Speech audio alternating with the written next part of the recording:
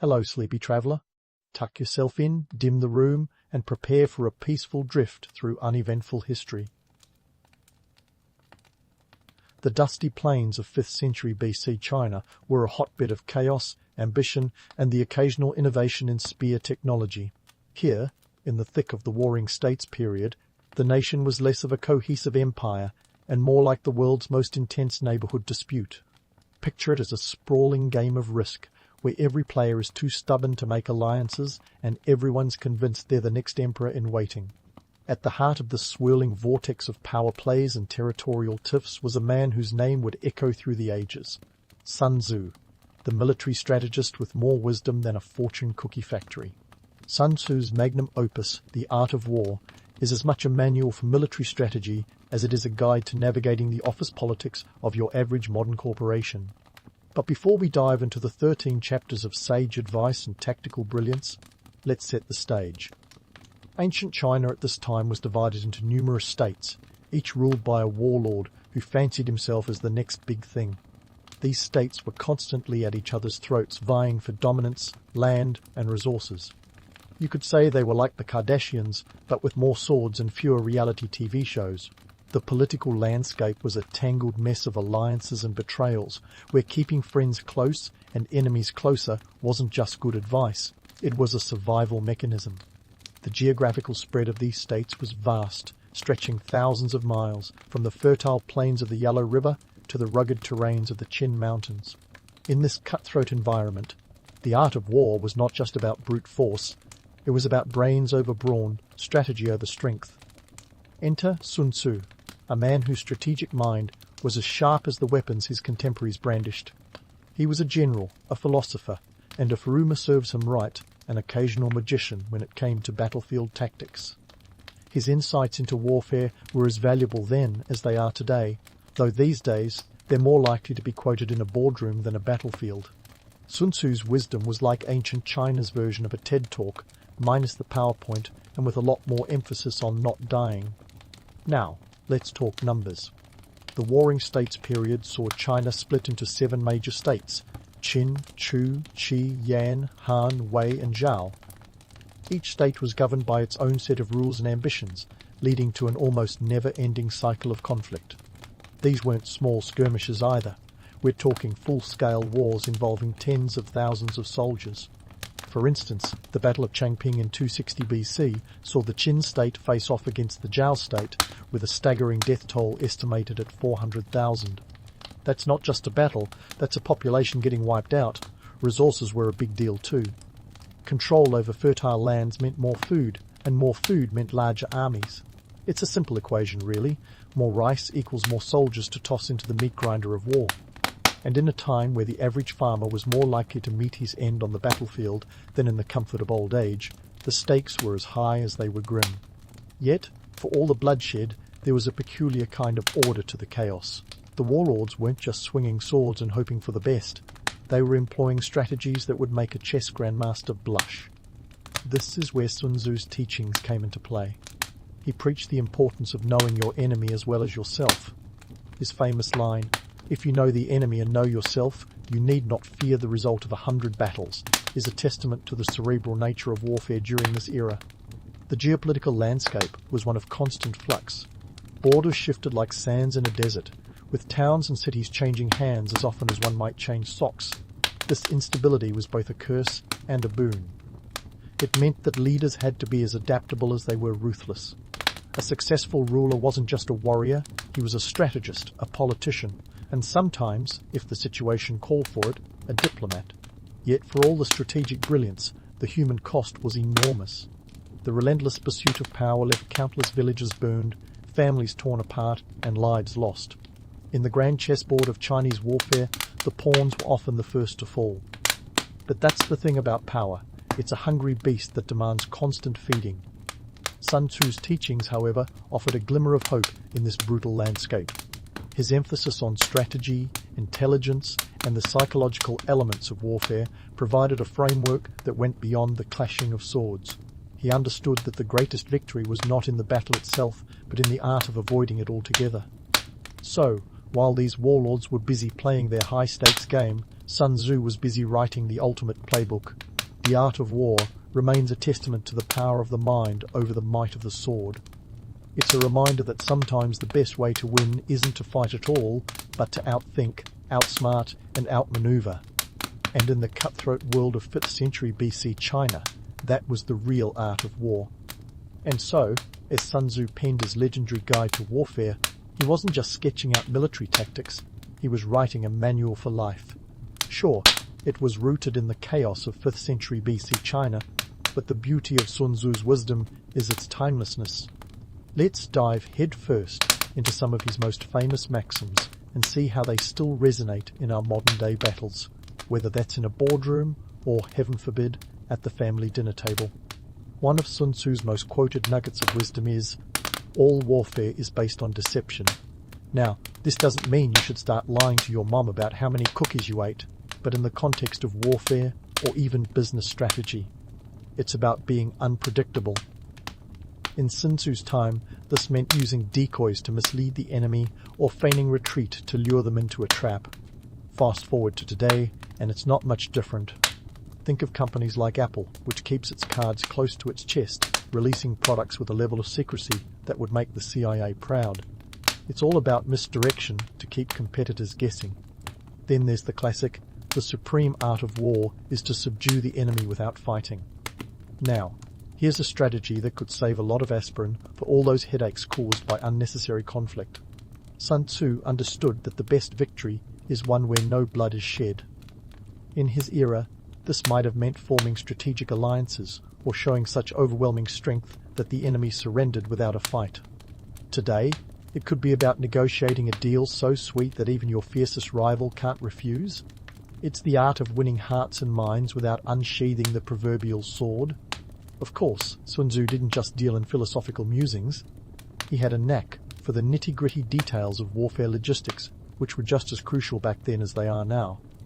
Imagine trying to feed an army of 30,000 soldiers without the convenience of modern supply chains.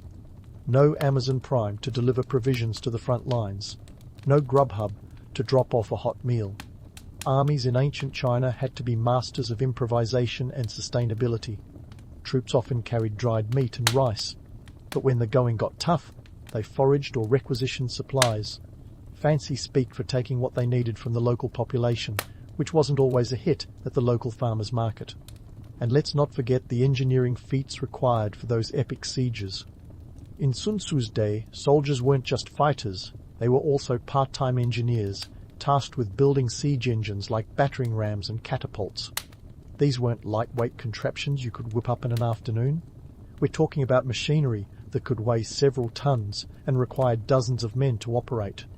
So, while you might think your office team-building exercises are tough, imagine building a massive wooden structure while arrows rain down on you. Talk about a high-pressure work environment. Sun Tzu also had a keen understanding of the importance of terrain, emphasizing that the landscape could be an ally or an adversary. He advised leaders to maneuver their armies with the same precision as a chess player, taking advantage of mountains, rivers, and valleys. Today, this translates into understanding your market landscape. Whether it's the tech jungle of Silicon Valley or the financial labyrinth of Wall Street, knowing the lay of the land can give you a strategic edge. Now, let's do a little myth-busting. The romantic notion of ancient battles often conjures images of noble warriors clashing on open fields, but the reality was messier and far less glamorous. Disease and starvation were as formidable foes as any opposing army. Sun Tzu's emphasis on logistics wasn't just about strategy, it was about survival. He knew that an army marches on its stomach, and without proper supplies, even the most disciplined troops would falter. So while it's fun to imagine epic duels and glorious charges, the truth is that much of ancient warfare was a grim struggle against the elements and the limits of human endurance. But that's what makes Sun Tzu's work so fascinating. He didn't shy away from these harsh realities. He embraced them, using them to craft strategies that were as pragmatic as they were brilliant. His teachings remind us that success, whether in war or life, isn't about brute force, but about understanding the complexities of the world around us and using that knowledge to our advantage. So here we are, thousands of years later still quoting Sun Tzu in situations that have nothing to do with swords or shields. His maxims have transcended their origins, finding a place in everything from corporate boardrooms to sports arenas. It's a testament to his genius that his insights into human nature and strategy remain as relevant today as they were in the tumultuous world of ancient China. As we continue our exploration of Sun Tzu's influence and the realities of warfare logistics, remember that while the players and technologies have changed, the core principles of strategy and human behavior remain strikingly similar. The art of war, it seems, is an art that never truly goes out of style. Now, just as we're getting settled into the tactical genius of Sun Tzu, let's shake things up a bit and delve into a mystery that would make even Sherlock Holmes scratch his head. Was Sun Tzu a real person or just an ancient Chinese pen name for a bunch of war nerds? Buckle up, folks, because this ride's got more twists than a poorly written soap opera. First off, let's tackle the Sun Tzu mythos head-on. The story goes that Sun Tzu was a military general serving the state of Wu during the late spring and autumn period, around the 5th century BC. Now, calling this period spring and autumn is like naming a war the Great Adventure. It's a bit of a misnomer given the chaos, but I digress. Our guy Sun Tzu is said to have penned The Art of War. During this time, a compact guide that has outlived empires and been translated into pretty much every language you can think of. However, here's the catch. Concrete evidence of Sun Tzu himself is as elusive as a sock in the dryer. Let's check the receipts, or lack thereof. The earliest mention of Sun Tzu comes from the historian Sima Qian, who wrote about him in the records of the Grand Historian around the 2nd century BC, roughly 300 years after Sun Tzu was supposed to have lived. And here's where things get murky. Sima Qian was the ancient equivalent of Wikipedia Comprehensive, yes, but with the occasional dubious citation. He claimed that Sun Tzu was an accomplished general who demonstrated his prowess by whipping the king of Wu's concubines into a disciplined squad. Sounds like a fun party trick, but historians today question whether this anecdote and others might be more legend than fact. So, if Sun Tzu wasn't a singular, corporeal individual, what gives? Some scholars suggest that The Art of War might be a compilation of military wisdom passed down through generations, polished and packaged under a single, memorable name. Think of it as the ancient version of a greatest hits album. It's like attributing all of rock and roll to just the Beatles. Sure, they were pivotal, but it took a village, or in this case, maybe a whole battalion. Now, before you toss your well-thumbed copy of The Art of War into the fiction section, let's pivot to another angle, why it matters. Whether Sun Tzu was a flesh-and-blood general or a composite of military minds, the genius of The Art of War lies in its universal applicability. It's the ancient world's equivalent of a strategic Rosetta Stone. This little red book of strategy has influenced not just generals, but also businessmen, politicians, and even athletes across the globe. Its reach extends far beyond the borders of ancient China. Fast forward a few centuries, and you have the likes of Napoleon and even the German military strategist Karl von Clausewitz drawing inspiration from Sun Tzu's musings. You might say, The Art of War was the original viral content, spreading across cultures and eras like a meme before memes were a thing. And let's not forget the strategic masterminds of the Japanese samurai who took Sun Tzu's principles and ran with them like a relay baton, crafting their own code of conduct known as Bushido. But how did this ancient text become such a cultural juggernaut? Enter the Silk Road, the ancient world's information superhighway. Along with silk and spices, The Art of War travelled westward, influencing military tactics as far afield as Persia and the Byzantine Empire. It's like the book had a passport with more stamps than a travel influencer. In a world where knowledge was literally power, Sun Tzu's strategic playbook was a hot commodity. Now, let's talk about the book itself. The Art of War isn't your typical page-turner. There are no cliffhanger endings or plot twists, just pure, unadulterated strategy. It's divided into 13 chapters, each dealing with different aspects of warfare, from planning and tactics to terrain and espionage. Think of it as a military buffet, where each chapter serves up a different course of strategic wisdom. And while some of it might seem obvious today, like the idea that knowing your enemy is crucial, at the time, these concepts were revolutionary, flipping conventional warfare on its head. But here's the kicker. The art of war isn't just about war. It's about conflict resolution, resource management, and human psychology. Sun Tzu, or whoever penned these words, understood that war wasn't just a physical contest, but a mental one. The principles of deception, adaptability, and indirect attack have found their way into the boardrooms of Fortune 500 companies, proving that the true battleground is often the mind. So, whether Sun Tzu was a savvy strategist with a knack for words, or a brand name slacked on collective wisdom, his or their legacy is undeniable. The beauty of The Art of War is that it transcends its origins, offering insights that are as applicable today as they were over 2 millennia ago. It's a reminder that while the tools of warfare may change, the human element, the cunning, the strategy, the psychology remains timeless. As we ponder the enigmatic figure of Sun Tzu, let's not forget that history is as much about who we were as it is about who we are. Whether a single sage or an anthology of ancient strategists, Sun Tzu leaves us with more than just a military manual. He or they leave us with a legacy of wisdom that bridges the past to the present, a testament to the enduring power of the mind over the might. And so, as we march onwards in our exploration of ancient China and its legendary strategist, we find ourselves standing at the crossroads of myth and reality. Sun Tzu, whether real or rhetorical, challenges us to look beyond the literal, to find the deeper truths that resonate across time and space.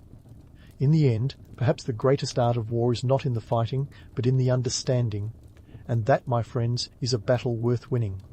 Speaking of battles worth winning, let's pivot from the grandiose strategies of Sun Tzu and dive into the nitty-gritty of what those strategies meant for the average Zhu or Zhang trying to eke out a living during China's warring states period.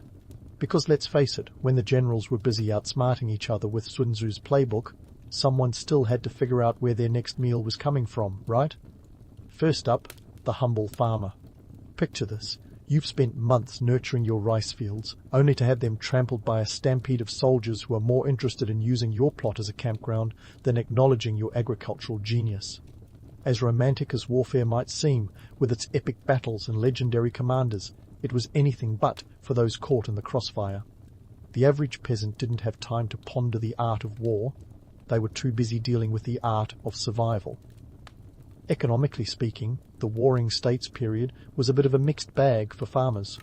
On one hand, war meant increased demand for food to support the ever-growing armies, which could have turned into a lucrative opportunity if you managed to sell your produce to the right warlord. On the other hand, if your fields were requisitioned or destroyed, well, let's just say your financial forecast was as bleak as a cloudy day in Beijing. It was a classic case of risk and reward, but with a lot more mud and considerably less luxury. But it wasn't just the farmers who had to adapt. The silk merchants, those purveyors of ancient China's most coveted textile, found themselves in a peculiar spot. Silk was the ancient world's equivalent of Bitcoin, highly valuable, sought after by everyone, and a little unstable depending on the political climate. During times of war, silk prices could skyrocket as states tried to boost their treasury by selling these luxury goods to foreign markets. Yet, merchants had to dance a delicate waltz around the issue of conscription. Because as much as a general might love a fine silk robe, he'd love a few extra men for his army even more. The economic impact of Sun Tzu's strategies extended beyond individual livelihoods. On a grander scale, the constant state of warfare forced states to innovate financially. The need for a steady supply of resources led to the development of more sophisticated taxation systems. States began to levy taxes, not just in kind, like grain or livestock, but also in money, paving the way for a monetized economy. And while we're debunking myths, it's worth noting that this wasn't some altruistic move towards economic modernization, it was sheer necessity. War is expensive, and even the most strategic mind can't conjure soldiers out of thin air without the funds to back it up. But let's not forget the social implications of these strategies. The common folk weren't just passive victims in this grand game of chess, they were participants, willing or otherwise. The social fabric of Chinese society was woven tightly with the threads of war. Loyalty to one's state was paramount, and this nationalism was both a unifying force and a divisive one. It fostered a sense of identity and purpose, but it also meant that societal roles were heavily influenced by the ongoing conflicts. Families often found themselves split, with sons conscripted into armies and daughters married off strategically to cement alliances. The personal became political, and the political became personal. It's a dynamic that's as complex as it is heartbreaking, but it's also a testament to the resilience of those who lived through it.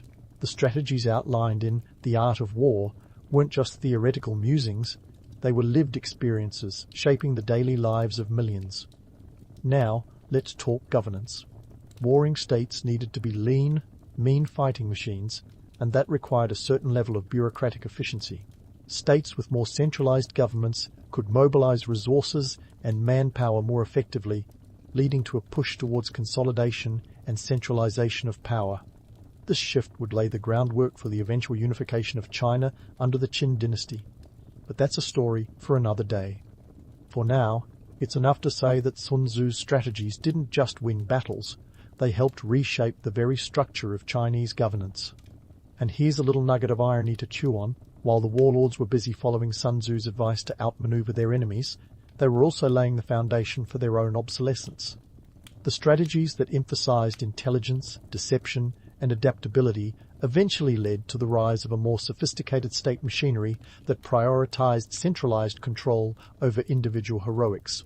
So, as we wrap up this segment of our journey through ancient China's war-torn landscape, let's pause to appreciate the paradoxes of strategy and survival. Sun Tzu's The Art of War was more than a military manual, it was a catalyst for economic and social transformation. It's a reminder that while battles may be fought on the battlefield, their echoes reverberate through the halls of society and the pages of history. As we move forward, the legacy of these strategies continues to shape the world in ways that Sun Tzu and those who lived by his words could never have imagined. Stay tuned, because this story is far from over. While the strategies of Sun Tzu shaped the Warring States era, their ripple effect has reached far beyond ancient China, influencing modern warfare and even the way we negotiate our daily lives. Fast forward to today, and The Art of War has transformed from a dusty military treatise into the go-to guide for anyone wanting to outwit their competition, whether that means commanding an army or simply snagging the last slice of pizza at a party. This ancient text, with its 13 chapters of enduring wisdom, has become as ubiquitous in corporate boardrooms as power suits and jargon-laden presentations. Sun Tzu's famous line, "The supreme art of war is to subdue the enemy without fighting," is now the go-to mantra for business moguls trying to outmaneuver each other in the marketplace. It's the kind of advice you'd find in a self-help book, right next to tips on achieving inner peace through strategic meditation. But here's the kicker. While today's execs and entrepreneurs dive into the art of war for insights, it's often more for the allure of sounding like a strategic genius than for any practical application. After all, how many of them are actually planning an ambush on their competitors? Instead, it's about the perception of intelligence, the idea that quoting Sun Tzu makes you seem like you've got a secret playbook when, in reality, most of us are just trying to keep our heads above water. And speaking of ambushes, let's not forget how military leaders have taken Sun Tzu's principles to the battlefield. You might think of him as an ancient Chinese Yoda, dispensing wisdom to everyone from Napoleon to Norman Schwarzkopf. The military minds of the 20th and 21st centuries have pored over his pages, using them to train armies and plan campaigns. His influence is as undeniable as it is omnipresent. Yet, for all the strategic brilliance Sun Tzu offers, the harsh reality is that war remains as brutal and devastating as ever. The tools have evolved from swords and spears to drones and cyber warfare, but the human cost remains tragically consistent. Now, let's poke a bit of fun at how The Art of War has found its way into unexpected corners of modern life. It's not just the corporate types who've embraced Sun Tzu's teachings. Athletes, coaches, and even self-proclaimed lifestyle gurus have jumped on the bandwagon. Ever seen a football coach pacing the sidelines with a copy of The Art of War tucked under their arm? It's like holding a magic 8-ball hoping it will predict the outcome of the game. But the real irony lies in how little Sun Tzu would recognize his work today. The man or collective group of strategists who penned these lines likely never foresaw their application to everything from negotiating a raise to winning a reality TV show. This speaks volumes not just about the adaptability of his teachings, but also about our human tendency to look for wisdom wherever we can find it, even if it's a 2,500-year-old military manual. So, what makes the art of war so darn appealing? It's not just the strategic insights, though those are undeniably valuable. It's the simplicity and universality of its principles. Knowing your enemy, for instance, is as relevant in a business negotiation as it was on an ancient battlefield. The notion of using misdirection to achieve your goals isn't just about war, it's about life itself. It's about understanding that sometimes the best path forward isn't the most obvious one. However, as we sing the praises of Sun Tzu, it's crucial to remember the gritty reality behind the romance. The strategies that dazzled and inspired weren't just about clever maneuvers or poetic maxims, they were about surviving in a world where the stakes were lethally high. Knowing your terrain meant knowing where to stand, so you didn't end up as just another casualty. Deception wasn't just a clever trick, it was a necessary tool in a time when life and death hung in precarious balance. And let's not shy away from the economic context either. Back in Sun Tzu's day, war wasn't just a question of strategy, it was an economic endeavour. Armies needed to be fed, clothed and armed, and that required resources. Leaders who could manage these logistics effectively were often the ones who came out on top. The economic strategies of ancient China, with their taxes, trade and resource management, were every bit as crucial as the tactical ones. They were the unsung heroes of Sun Tzu's era, keeping the wheels of war turning, and let's face it, ensuring that the generals had enough rice and dumplings to plot their next move. As we wrap this up, let's not forget the dual legacy of Sun Tzu, the romantic and the real. On one hand, he offers us a glimpse into the minds of ancient strategists, a world of cunning and intellect where battles were won with brains as much as brawn.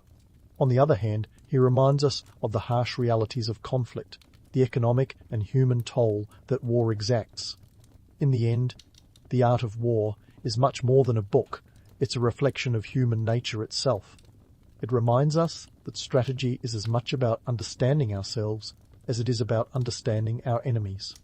It's about navigating the complexities of life with wisdom and wit, about finding victory not just on the battlefield, but in the everyday struggles that define us.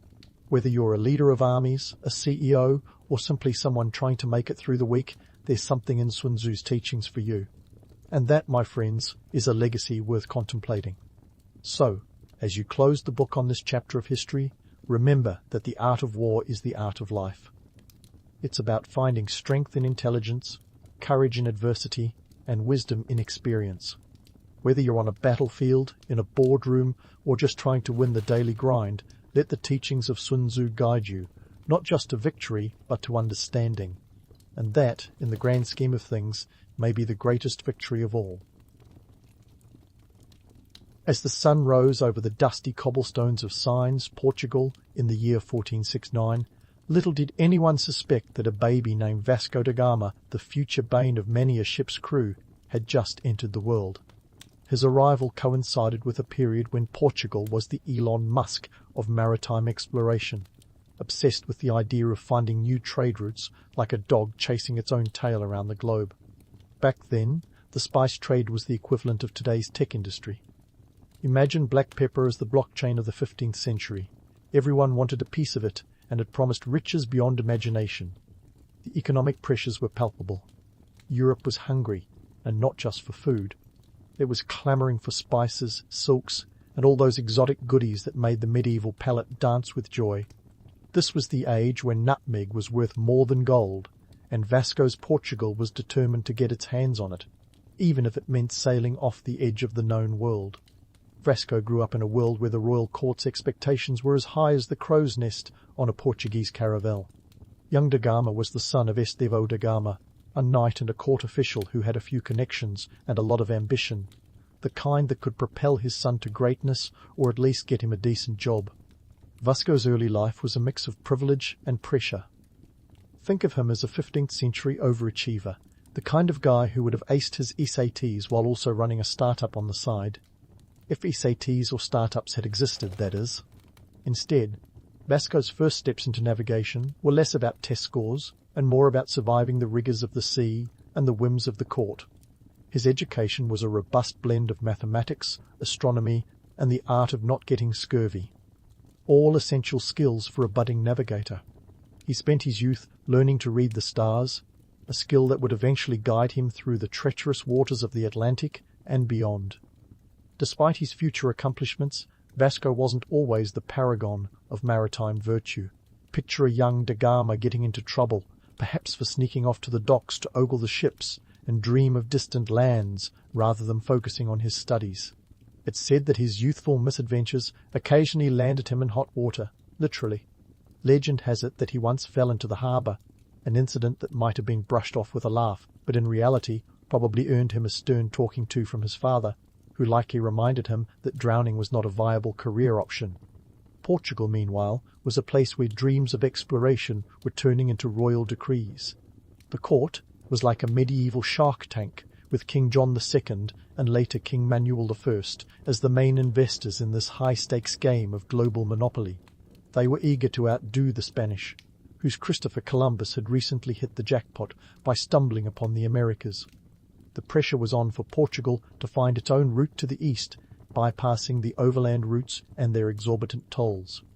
In this high-pressure environment, Vasco da Gama was more than just another sailor. He was a contender for the title of most likely to discover India, a role that came with its own set of expectations and perils. To him, the sea was not just a vast expanse of water, it was a stage for proving one's mettle, a place where fortunes could be won and lost with the turn of the tide. As Vasco prepared for his first voyage, the anticipation was palpable. You could almost hear the collective breath-holding in Lisbon.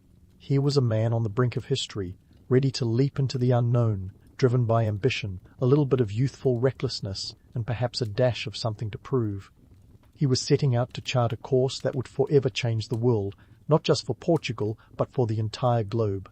The stakes were high, and the seas were uncharted. But for Vasco da Gama, the lure of the unknown was irresistible. After all, in a world obsessed with finding new trade routes, he was determined to navigate his own path, come hell or high water.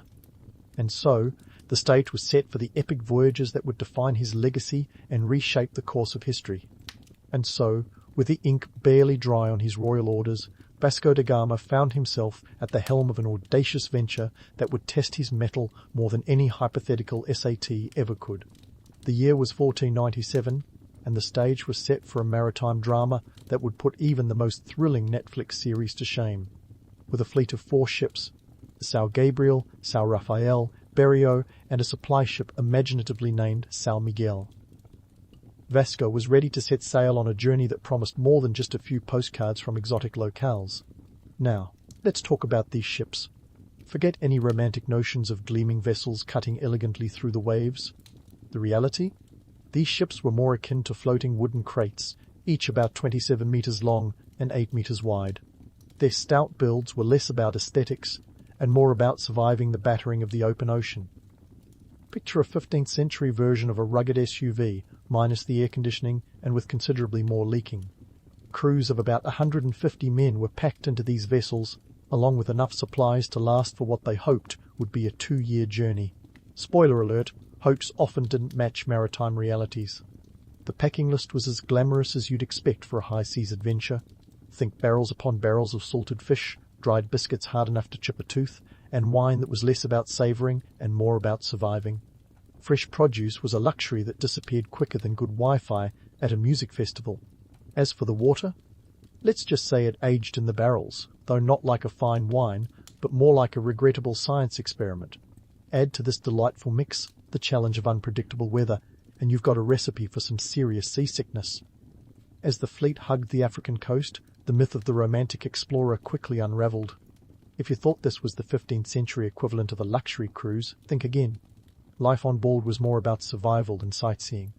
The stench of unwashed bodies mingled with the salty sea air, creating an aroma that would have sent even the hardiest of noses running for cover. Hygiene was not so much a priority as it was an afterthought. Let's just say that when it came to the bucket and mop routine, the crew was more committed to their navigation charts than to any notion of cleanliness. But the challenges weren't just physical, they were interpersonal. Stuff a bunch of sailors into tight quarters with limited privacy, and you're bound to see tempers flare. These weren't your modern-day team-building retreats. Squabbles and disputes were as common as the relentless waves, with grievances ranging from sharing rations to navigating duties. Vasco had the unenviable task of keeping the peace, a job that probably made refereeing a medieval joust look like a walk in the park. Yet, despite the hardships, there was an undeniable sense of purpose driving the men forward. The promise of fortune and fame hung like a salty carrot on a stick. For Vasco, the stakes were personal. A successful voyage would not only fill the coffers of the Portuguese crown, but also secure his place in the annals of history. The journey down the African coast was fraught with uncertainty, but each mile brought them closer to the fabled riches of India. And speaking of uncertainty, let's not forget the unpredictability of the weather. The sea, with its capricious moods, was both ally and adversary. One moment, the winds would fill the sails with a reassuring confidence, propelling the ships forward. The next, storms would rage with a fury that threatened to send the fleet plunging into the depths. It was a dance with disaster, where timing and luck played crucial roles in determining the outcome. As the fleet navigated past the Cape Verde Islands, they faced the daunting task of rounding the Cape of Good Hope, aptly nicknamed the Cape of Storms by earlier explorers. This was no leisurely sail through a gentle breeze. It was a battle against nature's wrath. With towering waves and howling winds, the crew clung to their posts, driven by a mix of fear and determination.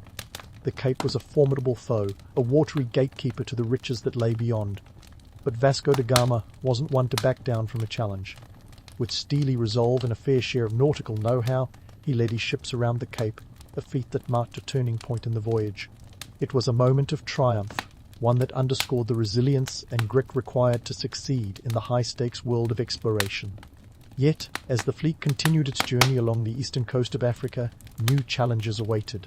The encounters with local rulers along the African coast were a study in diplomacy and deception. Each port presented an opportunity to replenish dwindling supplies, but also a risk of conflict with local powers. Vasco had to navigate not just the waters, but the delicate politics of the region. His approach was a blend of negotiation and, if necessary, intimidation, a strategy that required as much skill as steering a ship through treacherous waters. As the fleet sailed into the Indian Ocean, the promise of reaching India felt tantalizingly close. But the journey was far from over. Ahead lay new territories, unfamiliar cultures, and the ever-present threat of disease. Scurvy, that notorious scourge of sailors, loomed large, a grim reminder of the health hazards that lurked on the high seas. Despite their best efforts to stave off illness with whatever citrus they could scrounge, the reality was that medical understanding was as murky as the ocean depths. Through it all, Vasco da Gama remained a figure of tenacity and ambition. His voyage was more than just a quest for spices. It was a test of human endurance and ingenuity. As the ships pressed on towards their elusive goal, every wave, every storm, and every negotiation was a step closer to reshaping the world map. The seas were uncharted, the risks were immense, but the rewards, the rewards were worth every perilous mile. So, as Vasco and his crew continued their epic journey, they carried with them the hopes of a nation and the weight of history. Their path was fraught with challenges, but it was also paved with the promise of new horizons, a promise that would redefine the world as they knew it. And while the voyage was far from over, the story of Vasco da Gama's first expedition was already etching itself into the annals of exploration, a tale of daring, danger, and destiny. And so, Vasco da Gama and his intrepid crew sailed onward, propelled by the winds of ambition and perhaps a bit of existential dread. They were nearing their fabled destination, the Indian subcontinent, a land whispered about in hushed tones back in Europe as the treasure trove of spices and silks. It was July 1498 when they finally reached the shores of Calicut, now known as Kozhikode, in present-day Kerala, India. Little did they know that their arrival would be less of a warm welcome and more of a comedic cultural collision. The initial meeting with the Indian traders was a lesson in what happens when two worlds, each with its own set of assumptions, collide head-on. Vasco expected to be greeted like a rock star who'd just dropped a chart-topping album. After all, wasn't he the great explorer from the mighty Portugal, here to bestow the wonders of European trade upon the East? The local merchants, however, were less than impressed. To them, Vasco and his crew were just another group of foreign traders, albeit with a slightly different wardrobe and a penchant for dramatic entrances. Now, here's where the plot thickens, or rather, where it unravels in a series of hilarious misunderstandings. Vasco, eager to make a good impression and initiate trade, presented the Samoothiri Zamorin of Calicut with gifts. And by gifts, I mean a mismatched collection of items that would make any modern-day etiquette expert cringe. A few woolen cloaks, some hats, a pile of corny beads, and a barrel of honey. In 1498, this was the equivalent of showing up at a luxury car dealership with a bag of marbles and a used bicycle bell, expecting to drive off in a Ferrari. The Samoothiri, who was used to dealing with traders from the affluent Islamic world, looked at Vasco's offerings and must have wondered if this was some kind of awkward joke. The Portuguese had been banking on European wool being the next big thing in Indian fashion, but spoiler alert, it wasn't. The Samoothiri, unimpressed, politely declined to engage in serious trade discussions, leaving Vasco to regroup and rethink his strategy. But let's not be too harsh on our man Vasco. He was, after all, navigating uncharted diplomatic waters. This was a time when the concept of cultural sensitivity was about as developed as Vasco's knowledge of Hindi. The blunders were not just in gift-giving. Vasco's limited understanding of local customs and languages led to a series of comedic errors that could fill an entire season of a sitcom. Imagine trying to negotiate a business deal using a mix of hand gestures, broken phrases in a foreign tongue, and the occasional awkward smile. It's a miracle the negotiations didn't end with everyone playing charades. Despite these diplomatic misadventures, Vasco wasn't entirely off course. He quickly realized that the real currency in Calicut wasn't wool or honey, it was silver and gold. The Indian merchants were savvy operators who understood the global trade game better than most. They had no time for trinkets when what they really wanted was hard cash, or, in this case, precious metals. This was the economic reality Vasco faced. The myth of riches easily exchanged for European goods was just that, a myth. The truth was that India had its own wealth, and the merchants were not about to part with their spices for a song and dance. The economic implications of these initial encounters were profound. For Portugal, the dream of finding a shortcut to the riches of the East was hitting a reality check. It became clear that trade with India would require more than just bold explorers and romanticized notions of exotic exchanges. It required an understanding of the established trade networks and a willingness to adapt to them. The allure of spices like black pepper, cardamom and cinnamon was undeniable. These were commodities that could transform Portugal's economy overnight. Yet they came with a price tag that Vasco's initial approach couldn't quite cover. As the weeks passed, Vasco adapted his strategy. He began to engage more seriously with the local traders, attempting to build relationships and understand the market dynamics. It was a slow process, but one that hinted at the potential for future success. The Portuguese were beginning to see that the road to riches was paved with patience, negotiation, and a fair amount of humility. Vasco's missteps were turning into valuable lessons, albeit ones learned the hard way. Meanwhile, back in Portugal, the stories of Vasco's encounters were making waves, quite literally. The tales of his first steps into India were a mixed bag of awe and amusement. On one hand, he was hailed as a hero who had braved the seas to reach the East. On the other, his diplomatic faux pas and the initial lack of substantial trade were the stuff of light-hearted jests in the royal court. It was a reminder that exploration was as much about managing expectations as it was about discovering new lands. As Vasco continued to negotiate with the Indian traders, the reality of the spice trade began to sink in. The Portuguese had to rethink their approach to ensure they could tap into this lucrative market. Vasco's experience in Calicut was a testament to the complexity of global trade, a dance of supply and demand that required more than just bold moves. It needed finesse, understanding, and a willingness to adapt to new realities. In the end, Vasco left Calicut with a newfound appreciation for the intricacies of international commerce. The voyage had not yielded the immediate wealth he had hoped for, but it had opened the door to future possibilities. Over time, Portugal would refine its approach, establishing a foothold in the Indian Ocean trade network that would transform its economy and reshape the course of history. But for now, Vasco's journey was a reminder that pioneering new paths was as much about learning from mistakes as it was about achieving success. So, as Vasco da Gama and his crew set sail from the shores of India, they carried with them more than just spices. They carried lessons in diplomacy, trade, and cultural understanding. lessons that would inform the next chapters of their epic journey. The challenges were far from over, and the seas ahead were as unpredictable as ever. But for Vasco, every wave, every negotiation, and every blunder was a step closer to fulfilling the promise of exploration. A promise that would continue to unfold in the adventures to come.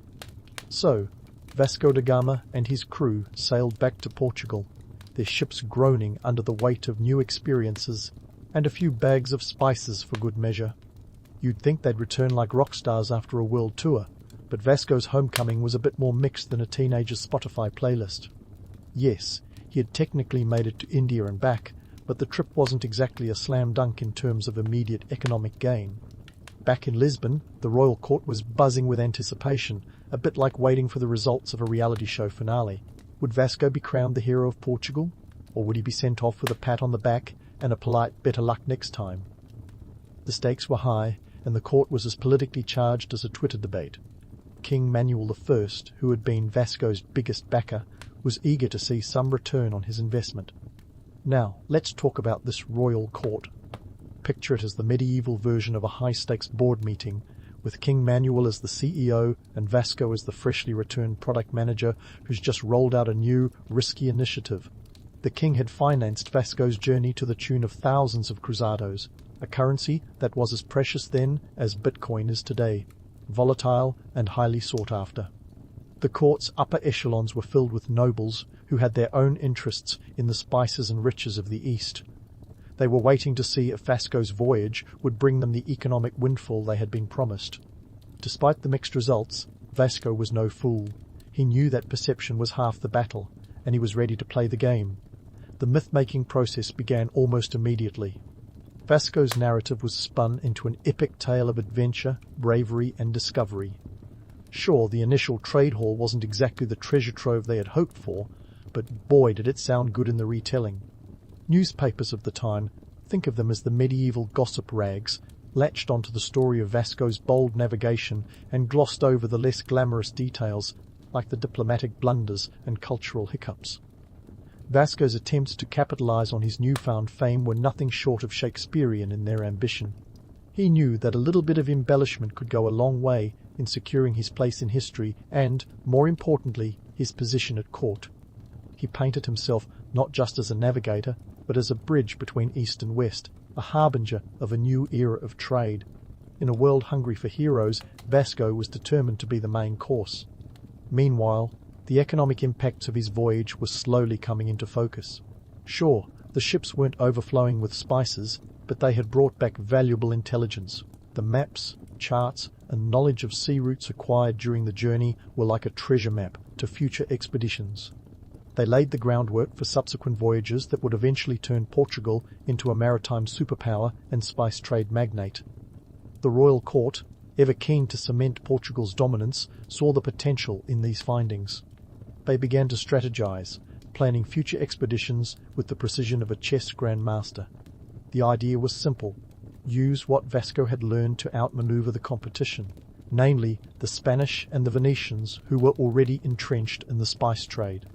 Vasco's voyage was the first step in a grander scheme that would eventually see Portugal establish trade routes that spanned the globe. But let's not forget the human element in all of this. Vasco, like any good explorer, wasn't just content with a pat on the back. He wanted recognition, and he wanted it in material form. Navigating the choppy waters of court politics, he lobbied for titles and lands, leveraging his newfound fame to secure a sweet deal for himself and his family. It's the age-old story of using your 15 minutes of fame to score a lifetime of comfort. And score he did. Vasco was granted the title Admiral of the Seas of Arabia, Persia, India, and all the Orient, a mouthful that basically said, "I'm kind of a big deal." He was also given substantial lands and a generous pension, the kind of perks that would make even the most jaded noble nod in appreciation. Vasco had played his cards right, turning a voyage of mixed results into a veritable jackpot. But not everyone was thrilled. Some members of the court were less than impressed with Vasco's self-promotion and the initial underwhelming economic returns. They saw him as more of a self-aggrandizing opportunist than a national hero. The whispers of discontent were like the murmurings in a packed theatre just before the curtain rises, with everyone wondering if the show would live up to the hype.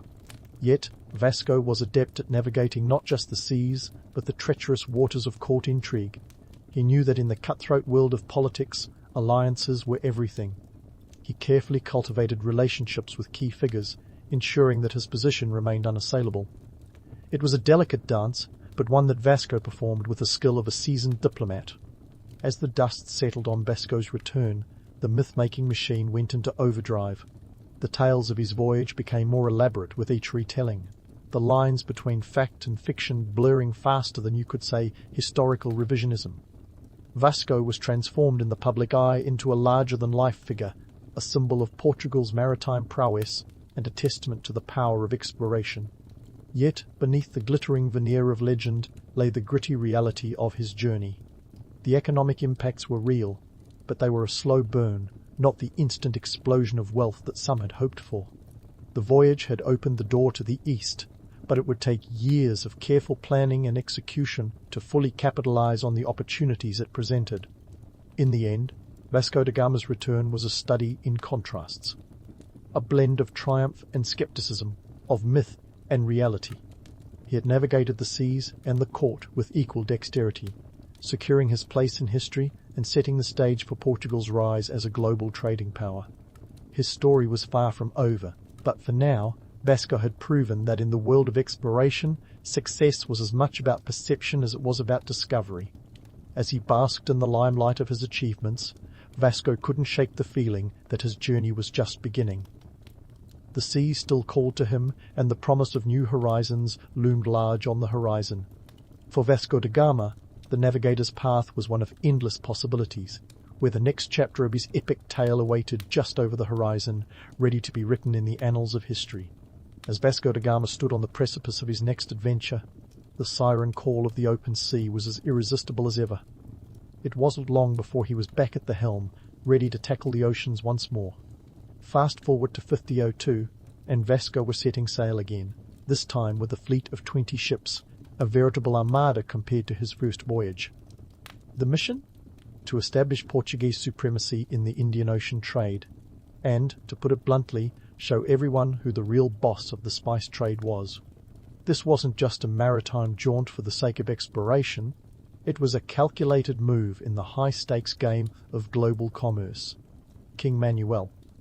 I had made it clear Portugal was not just in the business of discovering new lands, but of dominating them economically. Vasco's orders were explicit: secure favourable trade conditions by any means necessary, even if that meant flexing some serious naval muscle. And flex he did. The fleet's arrival in India wasn't just a diplomatic visit, it was a statement, one backed by the gleam of cannons and the clout of the Portuguese crown. Vasco's second voyage was less about exchanging pleasantries and more about establishing control. The man who had once fumbled through gift-giving ceremonies was now a seasoned commander, determined to carve out a Portuguese stronghold in the lucrative spice markets. The romantic image of the explorer was swiftly replaced by that of a formidable enforcer. The harsh reality of European expansion was on full display, as Vasco employed a mix of diplomacy and aggression to secure Portuguese interests. It was a brutal business, and Vasco wasn't afraid to get his hands dirty. One particularly telling episode involved the capture of a Muslim ship, the Miri, which was en route from Calicut. Vasco's forces boarded the vessel, looted its riches, and set it ablaze with its passengers still aboard. A grim reminder that the age of exploration was often fueled by violence as much as by curiosity. This act of piracy, and others like it, underscored the darker side of Vasco's legacy. While the tales of exploration were romanticized back in Europe, the reality on the ground was a stark contrast, a tale often written in blood and fire. By 1524, Vasco da Gama's reputation had grown to such heights that he was appointed Viceroy of India. It was the ultimate validation of his life's work, a role that came with both prestige and peril. As Viceroy, Vasco was tasked with overseeing the Portuguese colonies and ensuring that the spice trade continued to flow smoothly back to the homeland.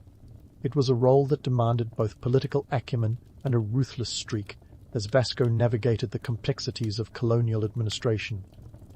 Yet, Vasco's tenure as Viceroy was short-lived. Just a few months into his appointment, he fell ill and passed away in Cochin, India, on December 24, 1524. His death marked the end of an era, but his legacy was far from over. Vasco da Gama had opened the floodgates to a new world of trade and exploration, setting the stage for Portugal's golden age of maritime dominance.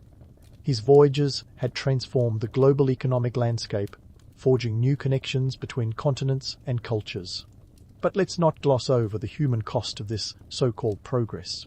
The expansion of European influence in the Indian Ocean came at a significant price, one that was often paid by the very people whose lands were being colonized. The romanticized narrative of exploration belied a reality of exploitation, conflict, and cultural upheaval. Vasco's actions, though painted in heroic hues, played a part in the broader tapestry of colonialism, a legacy that continues to be debated and re-evaluated to this day. In the grand scheme of history, Vasco da Gama stands as a complex figure. He was a man of his time, driven by ambition and the promise of riches, yet capable of great brutality in the pursuit of his goals. The legend of Vasco as the fearless navigator endures, but it is juxtaposed with the harsher truths of his actions and their consequences.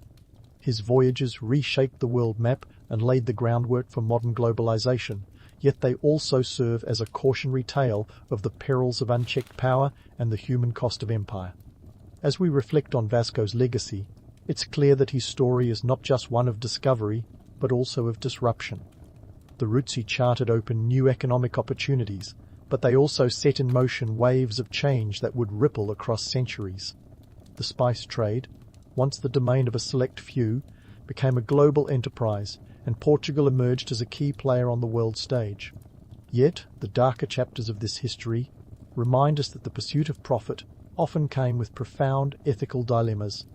In the end, Vasco da Gama's life was a testament to the dual nature of exploration, a blend of daring exploits and ruthless ambition. His voyages were a catalyst for change, sparking a new era of trade and cultural exchange, while also highlighting the complexities and contradictions of human endeavour. As we turn the final page on Vasco's story, we are left with a legacy that is both inspiring and sobering, a reminder that the boundaries of discovery are often defined by the limits of our own humanity. And so, as the sun sets on Vasco da Gama's epic tale, we are left to ponder the enduring impact of his journeys. They were voyages that forever altered the course of history, leaving an indelible mark on the world. In the annals of exploration, Vasco stands as a titan, a figure whose ambitions reached as far as the stars, yet whose actions were rooted firmly in the earth. His legacy, like the sea he once sailed, is vast and enigmatic, a testament to the enduring power of human curiosity and the complex tapestry of our shared history. The sun is barely peeking over the horizon, and already the cacophony of the caravan springs to life. You're the master of this Silk Road convoy, and this morning routine is your symphony. It's a medley of braying camels, clinking harnesses, and the occasional colourful curse from your team of merchants and handlers. Those camels, by the way, are your lifeline. You trust them more than some of the traders who tag along, hoping to make a killing in this medieval game of high-stakes commerce. As you make your rounds, inspecting each animal with the care of a meticulous accountant balancing books, you can't help but ponder the sheer absurdity of it all. Here you are, in the 12th century, orchestrating a supply chain that would put a modern logistics company to shame. You've got a 4,000-mile stretch from Xi'an to Samarkand to worry about. That's like hoofing it from New York to Los Angeles and back, with a few pit stops for spices and silk. Speaking of silk, let's talk about what you're hauling. Sure, the Silk Road is named after the glossy fabric that made it famous, but that's just the start. Your caravan's got a bit of everything: spices that make Roman emperors drool, jade that sparkles like promises, and porcelain so fine it could make a potter weep. Then there are the markups. We're talking up to 500% profits. You sell silk in Samarkand, and the traders there sell it again in Constantinople at a price that would make a Wall Street broker blush. But let's not get carried away with romantic notions of riches and glory. This route is no stroll through a medieval shopping mall. You have to navigate more than just sand dunes. There are bandits lurking like bad ideas, political tensions that could flare up faster than a torch in a dry barn, and let's not forget the delightful prospect of losing half your goods to a sandstorm. Logistics, in this context, is a polite term for a daily battle against chaos. As you review today's route, you can't ignore how interconnected this world is. Centuries before globalization was a twinkle in some economist's eye. You're not just a trader, you're a bridge between empires. Xi'an, the bustling start of your journey, is a hub of innovation and culture. Meanwhile, Samarkand, your destination, is a melting pot of ideas and goods, where East meets West in a swirl of languages and currencies. And yet, every step of this journey is fraught with the kind of decisions that make chess matches look like checkers. It's not just about getting from point A to B. It's about timing your moves to dodge Mongol skirmishes, negotiating tariffs with local warlords, and ensuring your camels don't drop dead in the middle of nowhere. A single misstep, and you're out of the game, with nothing to show but stories of what could have been. The economic importance of the Silk Road can't be overstated, and you feel it in every grain of sand that slips into your shoes. This isn't just about moving goods, it's about shaping economies, influencing cultures, and spreading ideas. The paper money you're experimenting with? Thank this route for its spread. Gunpowder? Yep, it's part of the package deal. This ancient highway is the internet of its time, transmitting not just commodities, but the very essence of civilizations. So as you finish your morning rounds, perhaps with a sigh of both relief and anticipation, you know today is just another chapter in a long saga of trade and travel. The road ahead is as unpredictable as ever, and the reality is far more complex than any of the stories that will be told about it. You're not just a master of a caravan, you're a master of navigating the unpredictable tapestry of the medieval world, one camel at a time. As you gather the reins and prepare to lead your camel train into the shimmering horizon, you're not just heading into the vast emptiness of the desert. You're steering straight into the crossroads of civilizations, where languages collide like exotic spices in a merchant's stew. The Silk Road is less a single path than a web of trails, each teeming with a babble of tongues, from the melodic tones of Mandarin to the guttural rhythms of Persian, with a smattering of Turkic dialects thrown in for good measure. It's a linguistic circus, and you've got a front row seat.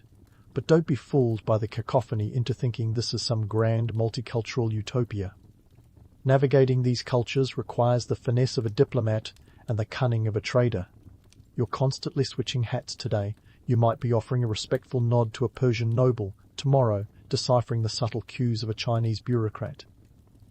The art of negotiation isn't just a skill, it's a survival tactic. The wrong word or gesture, and you could find yourself short, a few camels or worse, detained in some dusty outpost, contemplating the folly of crossing cultural wires. Now, let's talk politics. Because what's a journey without a little geopolitical drama? The Silk Road is a patchwork of fiefdoms, each with its own set of rules and rulers.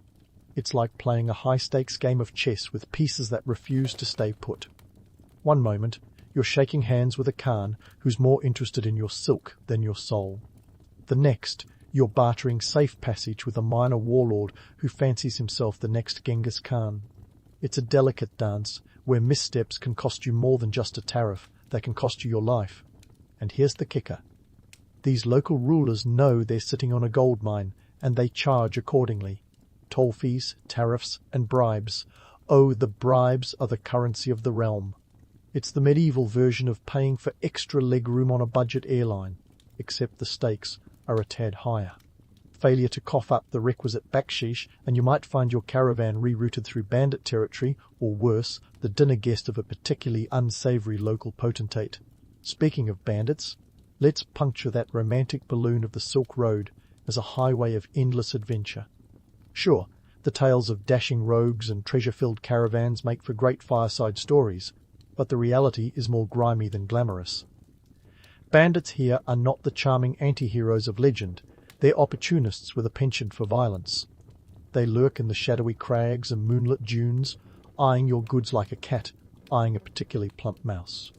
Your best defence? A well-paid guard, a sharp eye, and a knack for blending in with the scenery. And if the human threats weren't enough, you've also got nature to contend with. The desert is a fickle mistress, capricious and unforgiving. Sandstorms can whip up out of nowhere, blinding you in a maelstrom of grit and fury. Temperatures swing from blistering heat to bone-chilling cold faster than you can say climate change. Disease is a constant spectre, lurking in every oasis and watering hole. The Black Death won't make its infamous debut on this stage for another couple of centuries, but lesser-known plagues still stalk the unwary. Let's dispel the myth of the Silk Road as a swift passageway.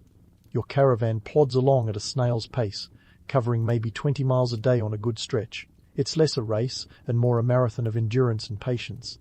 The rhythmic plodding of camels, the creak of wooden carts, the endless monotony of sand and rock. These are your companions as much as your fellow travellers. Each day blurs into the next, a dusty tapestry woven with the threads of effort and persistence. Yet there's a certain poetry in this slow march across the wilderness. It's the rhythm of trade, the heartbeat of commerce connecting continents. Every step forward is a testament to human ingenuity and resilience. You're not just moving goods, you're weaving a web of connections that span empires and eras. Every deal struck, every language barrier crossed, every dusty mile traversed is part of a grand tapestry that will shape the world in ways unfathomable to the average medieval merchant. So you press on, eyes fixed on the horizon, ears tuned to the murmur of distant voices and the whisper of the wind. This is the life of a Silk Road caravan master, not the stuff of fairy tales, but of grit, guile, and the relentless pursuit of something greater. These are the stories that won't make it into the legends, but they are the threads that hold the fabric of history together. And who knows what awaits at the next bend in the road? Only time, and perhaps a few more miles, will tell. And so, as your caravan trudges onward, the midday sun begins to beat down like an overzealous drummer at a rock concert, and you feel the weight of responsibility settling on your shoulders. It's not just about keeping the camels plodding along, it's about maintaining morale among your motley crew of merchants, guards, and animal handlers. Because let's face it, a happy team is a productive team, and in this desert slog, mood swings can hit harder than a sandstorm. Let's start with the social hierarchy of your caravan, a miniature society on the move. At the top of the pecking order, aside from you, of course, are the merchants. These folks are the reason you're all here, after all. They're the ones with the silk and spices, the jade and porcelain, and they're often as colourful as the goods they trade. Think of them as the venture capitalists of the medieval world, each with their own investment in the success of this journey. They're the ones eyeing the profit margins like a hawk eyes, a field mouse. Below the merchants, you've got the guards. These are your unsung heroes, the ones with swords sharp enough to dissuade would-be bandits and the grit to endure endless marches. They're your medieval bouncers, making sure that your caravan doesn't become an all-you-can-raid buffet. You rely on their vigilance as much as you do on the camel's stamina. And then there are the animal handlers. Now, these guys are the unsung backbone of the operation. They're the ones who ensure your camels are well-fed, watered, and in high spirits, or as high as a camel's spirits can get. In the grand pecking order, they may sit lower than the merchants, but try running a caravan without them, and you'll soon find yourself knee-deep in camel drama. They're like the stage crew of a Broadway show. Without their behind-the-scenes magic, the whole production would fall apart. Now, about those camels. The true heroes of this dusty epic. They are the ships of the desert. And the camel saddle is the technological marvel that makes everything possible. Developed around the 3rd century AD, the camel saddle was the medieval equivalent of a groundbreaking app, revolutionizing the way goods were transported across the harsh desert landscape. With its design allowing for more efficient weight distribution, it transformed camels from mere beasts of burden into the powerhouse of the Silk Road. But even the most cutting-edge saddle can't remedy a camel's notorious temperament. These creatures can be as stubborn as a mule on a Monday morning, and it takes a skilled handler to coach them into cooperation. Keep the camels happy, and you keep the caravan moving. And speaking of keeping things moving, let's not forget the lifelines that dot this barren expanse, oases and caravanserais. Picture these as the medieval version of a pit stop, where the weary traveller can find respite from the relentless sun. Oases are nature's little gifts, where water springs from the ground like a miracle, offering both hydration and a little patch of green in an otherwise monochromatic world. They're as vital as a well-timed coffee break during a grueling workday. Then there are the caravanserais, those historical hybrids of Airbnb and truck stops. Born around the 10th century, these fortified inns dotted the Silk Road like waypoints on a GPS. They provided shelter, food and a chance to trade tales and maybe a few goods with fellow travellers. A night in a caravanserai meant a roof over your head and the reassurance that you wouldn't wake up to find your camels missing or your throat cut. It was a place where business deals were struck over steaming bowls of stew and the occasional mug of fermented mare's milk. The caravanserais were also cultural melting pots, where you'd hear a cacophony of languages as diverse as the goods on offer. Here, Persian met Mandarin, and Arabic intertwined with Turkic dialects. In these bustling hubs, you could learn the latest gossip from as far away as Constantinople, or hear about the newest fashion trends from the Tang dynasty. It was the world's best networking event, minus the name tags and awkward icebreakers. But let's be honest, keeping morale high is not just about providing creature comforts. It's also about the little things, like a shared joke to break the monotony, or a well-timed story to lift sagging spirits. As the caravan master, you need to be part cheerleader, part counsellor, and part drill sergeant. Because when the going gets tough, as it invariably does, it's the strength of your team that will see you through to the next oasis or caravanserai. So as the sun dips lower in the sky, casting long shadows across the sand, you take a moment to check in with your crew. A word here, a pat on the back there, a shared laugh about the absurdity of it all. This is the rhythm of life on the Silk Road, an endless dance of survival and commerce, where morale is as precious a commodity as the gold and silk that fill your saddlebags. And as you gather your team for the final push of the day, you can't help but marvel at the intricate web of relationships that keep this caravan rolling. It's a testament to human ingenuity and resilience, a reminder that no matter how vast the desert or daunting the journey, it's the connections we forge and the stories we share that truly matter. In this ever-changing tableau of sand and sky, your caravan is more than just a line of traders and camels. It's a living, breathing testament to the power of commerce and culture to bridge worlds. And as the horizon swallows the sun, you know that tomorrow will bring new challenges, new opportunities, and perhaps a few more stories to add to the tapestry of your journey. As the sun dips below the horizon, painting the sky in shades of orange and purple, you find yourself reflecting on the true legacy of the Silk Road. It's not just about the goods or the gold, it's about the ideas and cultures that hitch a ride with those caravans. If you thought the Silk Road was merely a medieval Amazon for silk and spices, buckle up, because it was more like the world's first social media platform, minus the cat memes. Let's start with religion. Take Buddhism, for instance. It didn't just stay put in India like a monk in meditation. Thanks to the Silk Road, it spread like wildfire, reaching as far as China, Korea, and Japan. By the 12th century, Buddhist monks were as common a sight along the Silk Road as traders and camels. They carried with them not just religious texts, but art and architecture that would influence entire civilizations. We're talking the kind of cultural diffusion that makes the current globalized world look like a minor league game. But here's the kicker. The spread of Buddhism was no peaceful pilgrimage.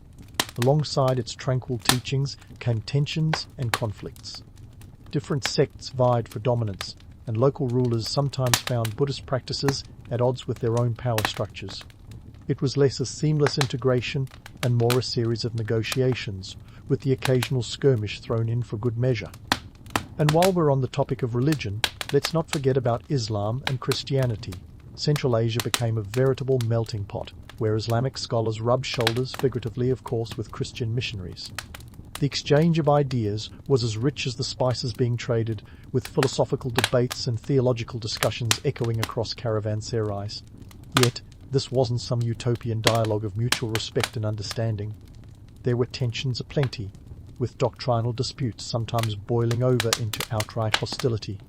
Think of it as a medieval Twitter spat, but with real-world consequences. Now, let's turn our attention to something a bit more palatable. Literally. Culinary practices, like religions, found new homes along the Silk Road. Spices from India, such as black pepper and cardamom, became must-have ingredients in Middle Eastern and European kitchens. Meanwhile, Chinese tea made its way into the hands of Persian nobility, sparking a love affair with the brew that continues to this day.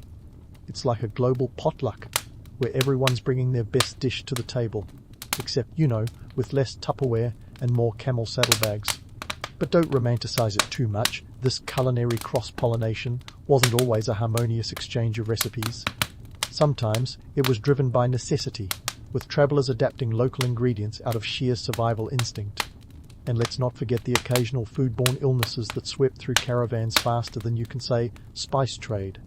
The Silk Road may have been a highway of flavour, but it was also a vector for disease, a fact that wouldn't become blaringly obvious until the Black Death decided to crash the medieval party a couple of centuries later. Speaking of diseases, let's take a moment to appreciate the lesser-known plagues that made their rounds thanks to this ancient trade route. The Justinian plague, for instance, hitched a ride along these same paths in the 6th century, decimating populations from Constantinople to Rome. This was the dark side of cultural exchange, a reminder that not everything traded along the Silk Road was golden. Yet, for all its hardships and hostilities, the Silk Road facilitated an unprecedented level of cultural integration. Central Asia in particular became a cultural kaleidoscope, where the architecture of mosques bore traces of Buddhist stupas, and Persian rugs were woven with motifs that echoed Chinese designs. This wasn't just trade, it was cultural syncretism at its finest, creating hybrid forms that enriched the tapestry of human civilization. But let's not kid ourselves into thinking this cultural exchange was some idyllic kumbaya moment. It was fraught with friction and fueled by a complex web of alliances and rivalries. The Silk Road was a grand stage where empires clashed, religions competed, and cultures collided. It was less a peaceful exchange and more a chaotic marketplace of ideas, where the price of entry was often paid in blood, sweat, and the occasional diplomatic faux pas. As evening settles in, with stars beginning to prick the sky like a handful of scattered diamonds, you gather your caravan for the night. The crackling of fires and the murmur of voices create a familiar tapestry of sound. Traders swap stories, some true, others embellished, about the wonders they've encountered and the dangers they've narrowly escaped. It's a nightly ritual, this sharing of tales, a way to make sense of the vast interconnected world they're traversing. And as you listen to these stories, you realize that the Silk Road is more than a trade route. It's a conduit of human experience. Every step on this ancient path is a step into the unknown, a journey that promises both peril and possibility. The goods you carry may fill the coffers of kings and the wardrobes of nobles, but it's the ideas and stories that truly shape the future. So as you drift off to sleep under the vast desert sky, you can't help but wonder what new ideas and influences tomorrow will bring.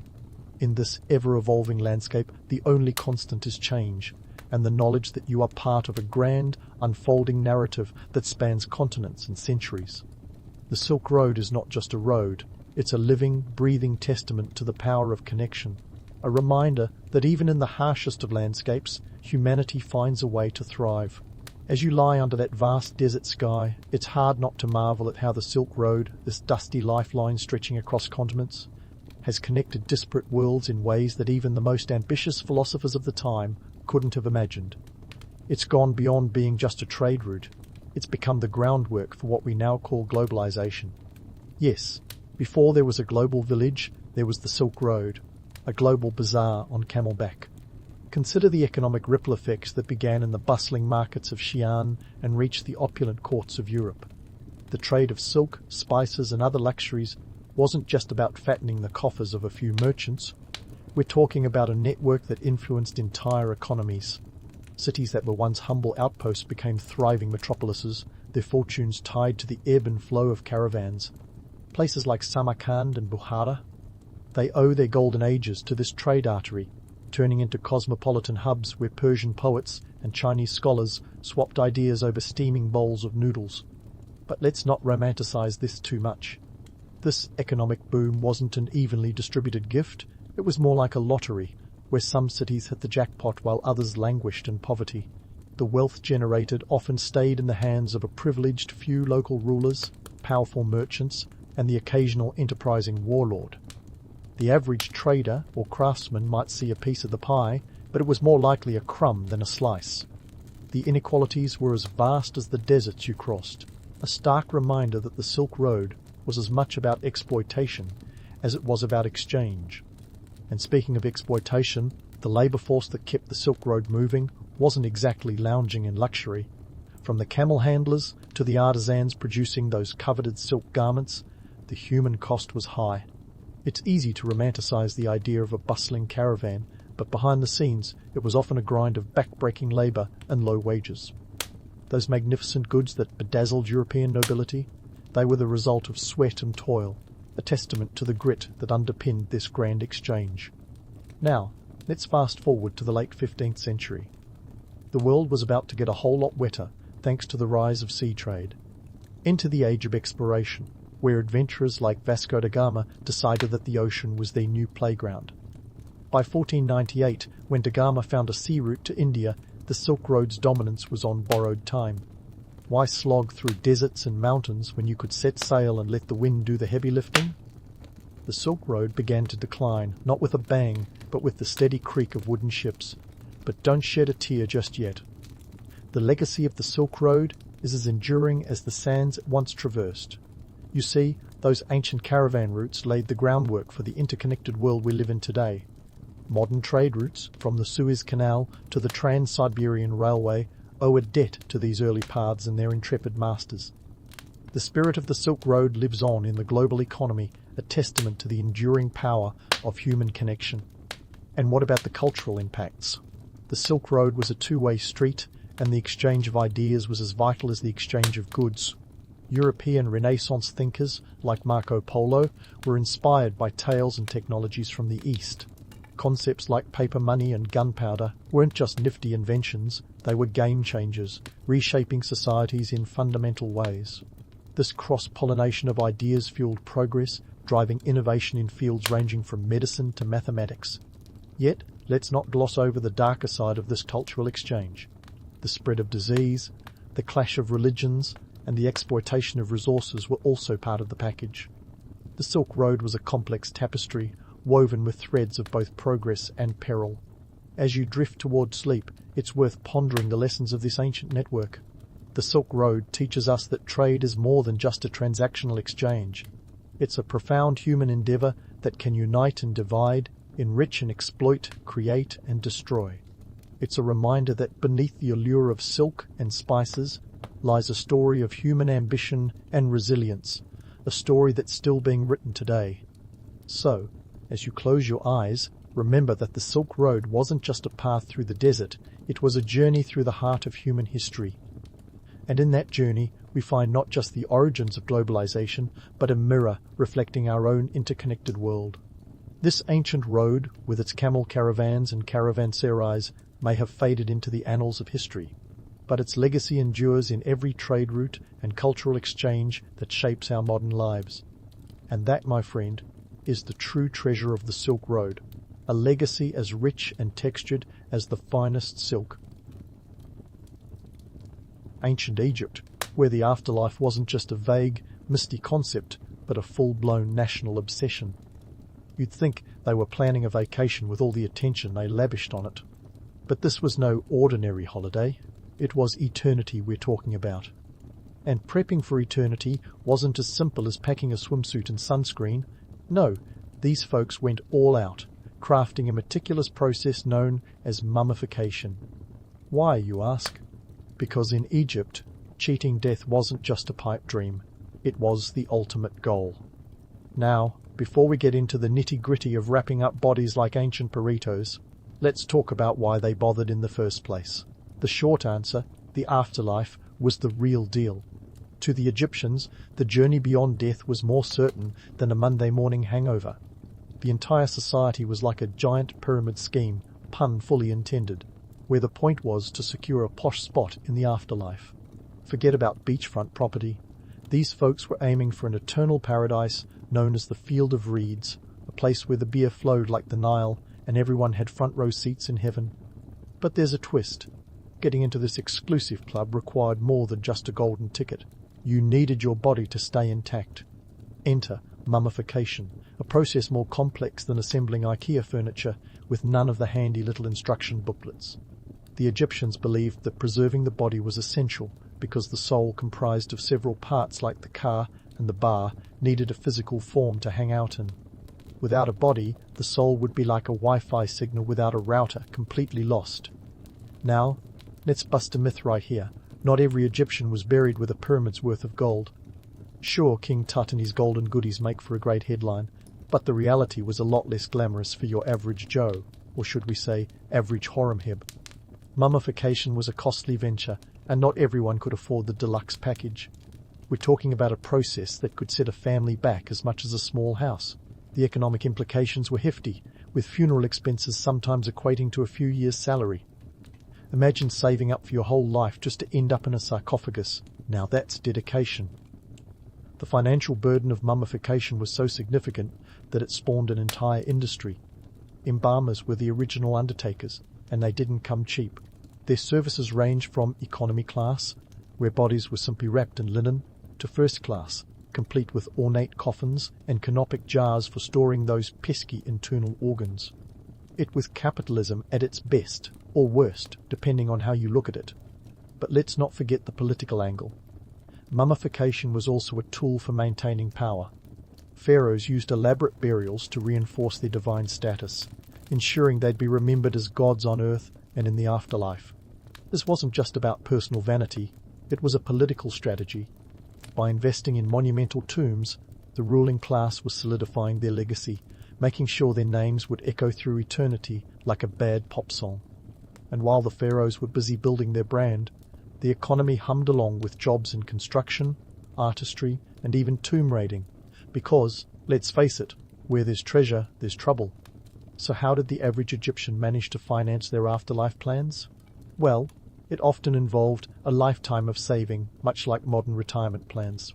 Families might skimp and save, sacrificing everyday luxuries to ensure their loved ones could afford a proper send-off. Some even formed burial societies. Think of it as ancient life insurance, where members pooled resources to cover the costs of mummification and burial. It was a pragmatic approach to a spiritual dilemma, blending economic necessity with religious fervor. And let's not ignore the societal obsession with tomb raiding, an expected spin-off of such lavish burial practices. Despite all the effort put into securing a safe passage to the afterlife, many tombs were looted not long after the bodies were laid to rest. It was like the Black Friday of ancient times, with looters risking curses and the wrath of the gods for a crack at buried treasure. This wasn't just a crime of opportunity, it was an industry in itself, often involving insiders who knew the layout of the tombs better than the pharaohs themselves. Now, for some hard numbers to chew on, studies have suggested that the materials and labor for an elaborate burial could cost anywhere from several months to several years' worth of wages for a skilled laborer. To put it into perspective, it's like dropping a modern middle-class salary on a single event. And unlike today's lavish weddings or milestone birthdays, this wasn't a one-day affair, but an investment in an eternal future. And here's a kicker. This whole elaborate affair wasn't just about personal salvation. It was woven into the very fabric of Egyptian culture. The entire society was built around the idea that the afterlife was a continuation of life on earth, but better. The rich could afford all the bells and whistles, while the less affluent had to get creative. It was a stark reminder that even in death, social hierarchies reigned supreme. So, next time you hear about the grandeur of Egyptian tombs, remember, it wasn't all about golden masks and endless riches. It was a complex tapestry of religious belief, economic reality, and political maneuvering. And while the myths are alluring, who wouldn't want a mansion in the afterlife? The truth is a testament to human ingenuity, and the lengths we'll go to secure our place in history, even if it's swathed in linen and buried 6 feet under or, in Egypt's case, a whole lot deeper than that. Before we dive headlong into the sandy details of Egyptian embalming practices, let's set the stage. Imagine signing up for a 70-day spa retreat. Sounds delightful, right? Now swap the spa robes for linen strips, the mud baths for natron, and the relaxing massages for organ removal, and you've got the mummification process. Not exactly your typical wellness getaway, but for ancient Egyptians, it was the golden ticket to the afterlife. The ritual kicked off with a little something called purification, which sounds like a detox plan, but involved washing the body with palm wine and Nile water. This was about as refreshing as it got. Next, the embalmers, an elite group of ancient morticians with more job security than a modern tech CEO, got to work. These guys were the rock stars of the afterlife industry, with skills as sharp as their obsidian blades. And here's where it gets gory. Out came the organs. The liver, lungs, stomach, and intestines were carefully extracted and preserved separately in canopic jars, each guarded by one of the 4 sons of Horus. Think of these jars as ancient Tupperware, but with a divine twist. But why all this fuss about internal organs? Well, according to Egyptian beliefs, these body parts were crucial for the afterlife, acting as a kind of spiritual passport. The heart, however, remained in the chest, considered the seat of the soul and conscience, the sort of cosmic credit card needed for the afterlife's ultimate test, the weighing of the heart. No pressure there. Speaking of pressure, let's talk about natron, the unsung hero of mummification. This naturally occurring salt mix was more than just a preservative. It was the ancient answer to all things post-mortem. Each mummy received a hefty dose of over 200 pounds of the stuff, enough to make any modern dietitian wince. For 40 days, the body was buried in natron, dehydrating it to the point of preservation perfection. It was like transforming a human into a well-seasoned jerky with the same eternal shelf life. Now, let's bust a myth about those so-called cursed tombs. Thanks to Hollywood and our love for a good spooky story, the idea of a mummy's curse has captured imaginations for centuries. But in reality, these curses were more like keep out signs than deadly hexes. Ancient Egyptians weren't crafting horror movie plots. They were just trying to keep tomb raiders at bay. So while the allure of a cursed tomb is irresistible, it's about as real as finding a Wi-Fi signal in the desert. Now, back to the embalmers. These folks weren't just hands-on, they were knee-deep in a lucrative business. The embalming industry was a cornerstone of the Egyptian economy, offering packages to suit every budget. For those who could afford it, the full treatment included gold leaf, intricate amulets, and an entourage of funerary figurines known as shaptis. Meanwhile, the discount option might involve a more modest wrapping and a rock-cut grave. It was capitalism wrapped in linen, a testament to human ingenuity in the face of death. The economic ripple effects were significant. The demand for mummification fostered industries in linen production, natron mining, and even artistic endeavors, as artisans crafted everything from sarcophagi to tomb murals. It was the ancient equivalent of a booming tech sector, with death as the ultimate disruptor. But the embalming process wasn't just a commercial enterprise, it was a deeply spiritual undertaking. The embalmers were seen as priests, their work a sacred duty. They operated in workshops called pernefa, or House of Beauty, where they performed rituals with precision and reverence. The act of mummification was a bridge between worlds, a ceremony as much about the living as the dead. And while we're debunking, let's not forget the allure of the Pharaoh's curse. Sure, it makes for a thrilling narrative, but the truth is far more mundane.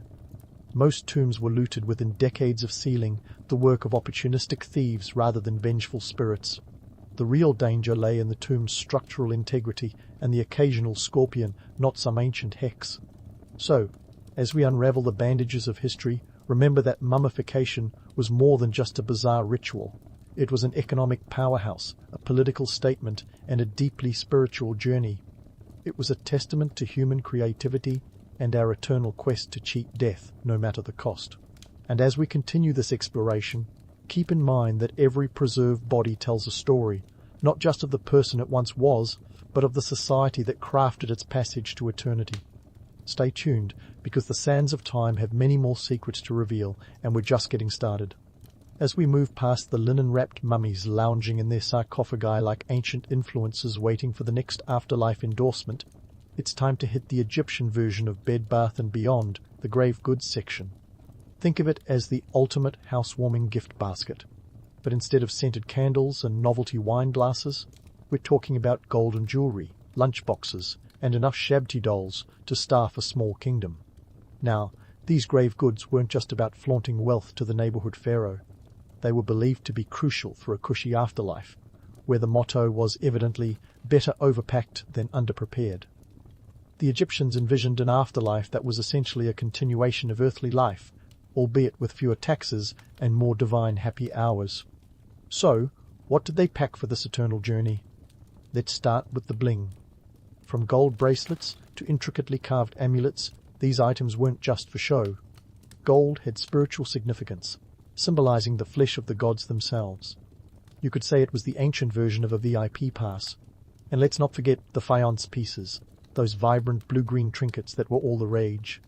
Made from glazed ceramic, faience was the affordable alternative to precious stones, giving even the middle-class mummy a touch of glamour. Economically speaking, the production of these items was a microcosm of Egypt's thriving artisan economy, providing jobs and keeping the wheels of commerce turning. Then there's the practical stuff. The Egyptians were nothing if not pragmatic, so you'd find everyday items like furniture, clothing, and even food tucked into tombs. Imagine packing for a trip you can never return from. You'd probably throw in an extra pair of socks just in case. The presence of these mundane items shows that the Egyptians anticipated not just surviving, but thriving in the afterlife. It also reflected a society where labour and resources were invested heavily in the business of death, echoing the industrial scale of the modern-day funeral industry. Now, let's get to those shabty dolls, the unsung heroes of the post-mortem workforce. These little figurines were the ancient equivalent of your personal assistant, ready to undertake the mundane tasks you'd rather avoid in the afterlife. Think of them as a supernatural Roomba, only instead of vacuuming your living room, they were expected to farm fields in the afterlife. The more affluent you were, the more shabties you'd have.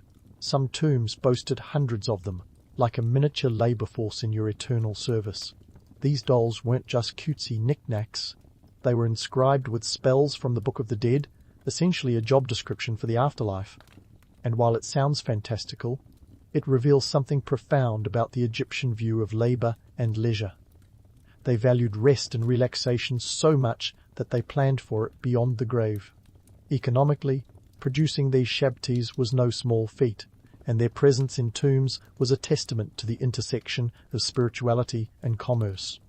Not to mention, it kept artisans busy chiselling away, ensuring job security in an economy heavily reliant on funerary practices. But let's not gloss over the harsh economic realities. The cost of these afterlife preparations was staggering. Sure, the pharaohs and the elite had their pyramids and opulent tombs, but your average Egyptian had to make do with more modest accommodations. It was like the difference between flying first class and squeezing into coach. The sheer expense of adding grave goods to a burial meant that many families had to make sacrifices, scrimping and saving for years. It was the ancient equivalent of going into debt for a wedding, only the payoff was spiritual rather than social.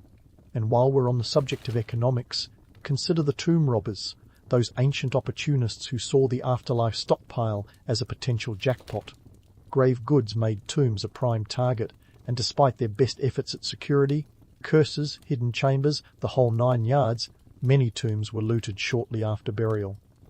It's like putting up a "Do Not Disturb" sign and hoping the universe respects it. Spoiler, it didn't. This perpetual cycle of robbing and resecuring tombs was an economic driver in its own right, creating a shadow industry that thrived alongside legitimate burial businesses.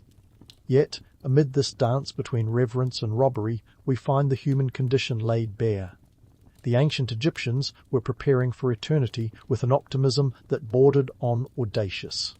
They believed so profoundly in the continuity of life that they invested in it with fervour, blending practicality with a touch of divine whimsy.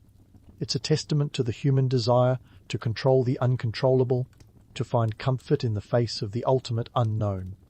So, as we sift through the sands of time, remember that those grave goods were more than mere relics.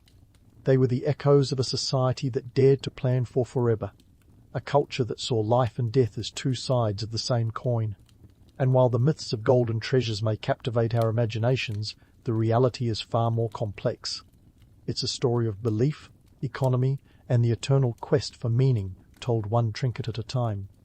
As we continue to unravel this ancient world, let's keep our eyes on the prize. The understanding that, in the end, it's the stories we leave behind that truly define us. Stay tuned, because the afterlife adventures are just heating up. And speaking of stories left behind, let's dive into the Egyptian social ladder, where mummification and burial rites were the ultimate status symbols. In a society as stratified as a layer cake, the way you were buried said more about you than your living years ever could. It was a world where your final resting place was the ultimate Facebook status update, long before anyone could like or share. First up, the pharaohs, those god kings who were more concerned with their posthumous digs than any modern-day celebrity mansion. Hunter. Their tombs, the pyramids, are the architectural marvels that have inspired everything from conspiracy theories to alien fantasies. But let's break down the facts. The Great Pyramid of Giza, commissioned by Pharaoh Khufu around 2580 BC, was constructed over 20 years by a workforce that could number up to 20,000 people at peak times. Forget about a weekend DIY project. This was the ancient equivalent of a national infrastructure plan. And here's where reality checks in. Despite popular myths, the pyramids weren't built by slaves. Nope, these colossal structures were erected by skilled labourers who were well-fed and even organised into teams with names like Friends of Khufu. Talk about team spirit. These workers were part of a labour force system that included farmers, artisans and specialists, all contributing to an economic ecosystem that was as vibrant as it was complex. They were compensated with food, beer and housing, which beats the heck out of modern unpaid internships.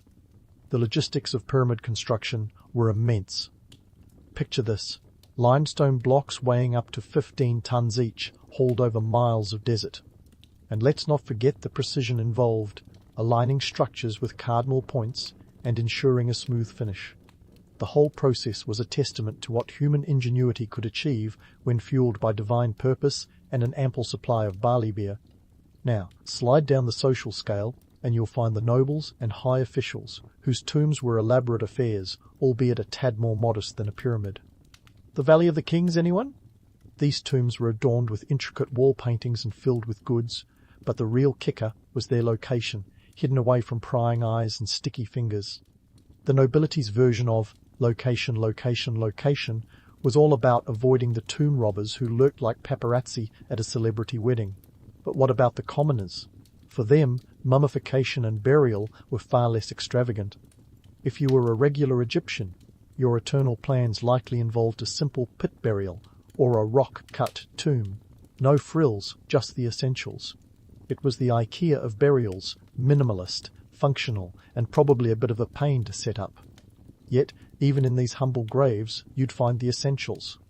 A few pots, a bit of food, maybe a favourite amulet. It was a poignant reminder that, while the pharaohs built monuments, the average Egyptian was focused on securing a peaceful afterlife, one clay jar at a time.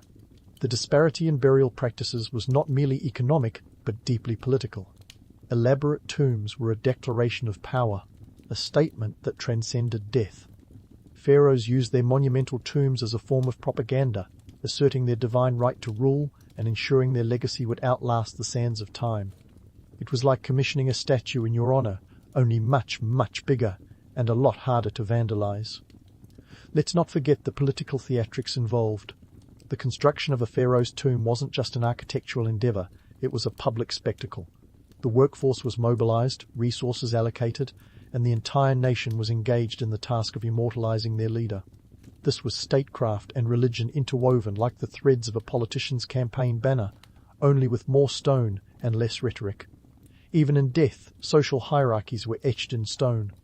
The pharaohs and their entourage were interred in the grandest of mausoleums, while the majority of Egyptians faced the afterlife with far simpler accommodations. This stratification was a reflection of earthly status, and the tombs served as eternal monuments to the social order. It was a system that perpetuated the power dynamics of the living world into the realm of the dead. But let's shift gears and consider the labourers themselves, the unsung heroes of this eternal endeavour. These were the folks who toiled under the scorching sun, whose sweat and skill turned royal dreams into reality. They were often conscripted during the Nile's inundation when farming was impossible, a clever way to keep the workforce busy and the economy humming. This wasn't just a labour project, it was a societal glue that bound people together in a common purpose. The quality of life for these workers was surprisingly decent by ancient standards. Archaeological evidence reveals they were housed in purpose, built villages, provided with food rations, and even enjoyed medical care. The workers' village near Giza has yielded artefacts that tell us about their diet: bread, beer, onions and fish. A meal plan that might not win any health awards today, but was quite the feast back then. And here's a fun fact to chew on. The concept of a labour strike isn't just a modern invention. Records from Deir el-Medina, a workers' village for those building royal tombs in the Valley of the Kings, reveal instances where labourers downed tools and protested for better rations. Imagine that. an ancient walkout demanding more bread and beer. It's a testament to the timeless spirit of the working class, always pushing for a better deal. So, as we unravel the linen of history, remember that these burial practices were more than just rituals. They were a mirror reflecting the values and structures of Egyptian society. From the grandeur of pyramids to the simplicity of pit burials, each grave tells a story of power, politics, and the never-ending quest for immortality. And while the myths of golden treasures and monumental tombs continue to enchant, the reality is a rich tapestry of human endeavour and aspiration. As we dig deeper into this ancient world, keep an open mind and a keen eye, because the sands of time have buried many secrets, and we're just getting started on this archaeological adventure. Stay tuned, because the next chapter in our journey promises to reveal even more about the lives and afterlives of the people who shaped history, one stone block at a time. And while we've been unearthing the ancient world with all the gusto of an archaeologist on a caffeine high, let's pivot to the legacy of these burial practices and how they've seeped like Nile silt into the riverbed of human culture.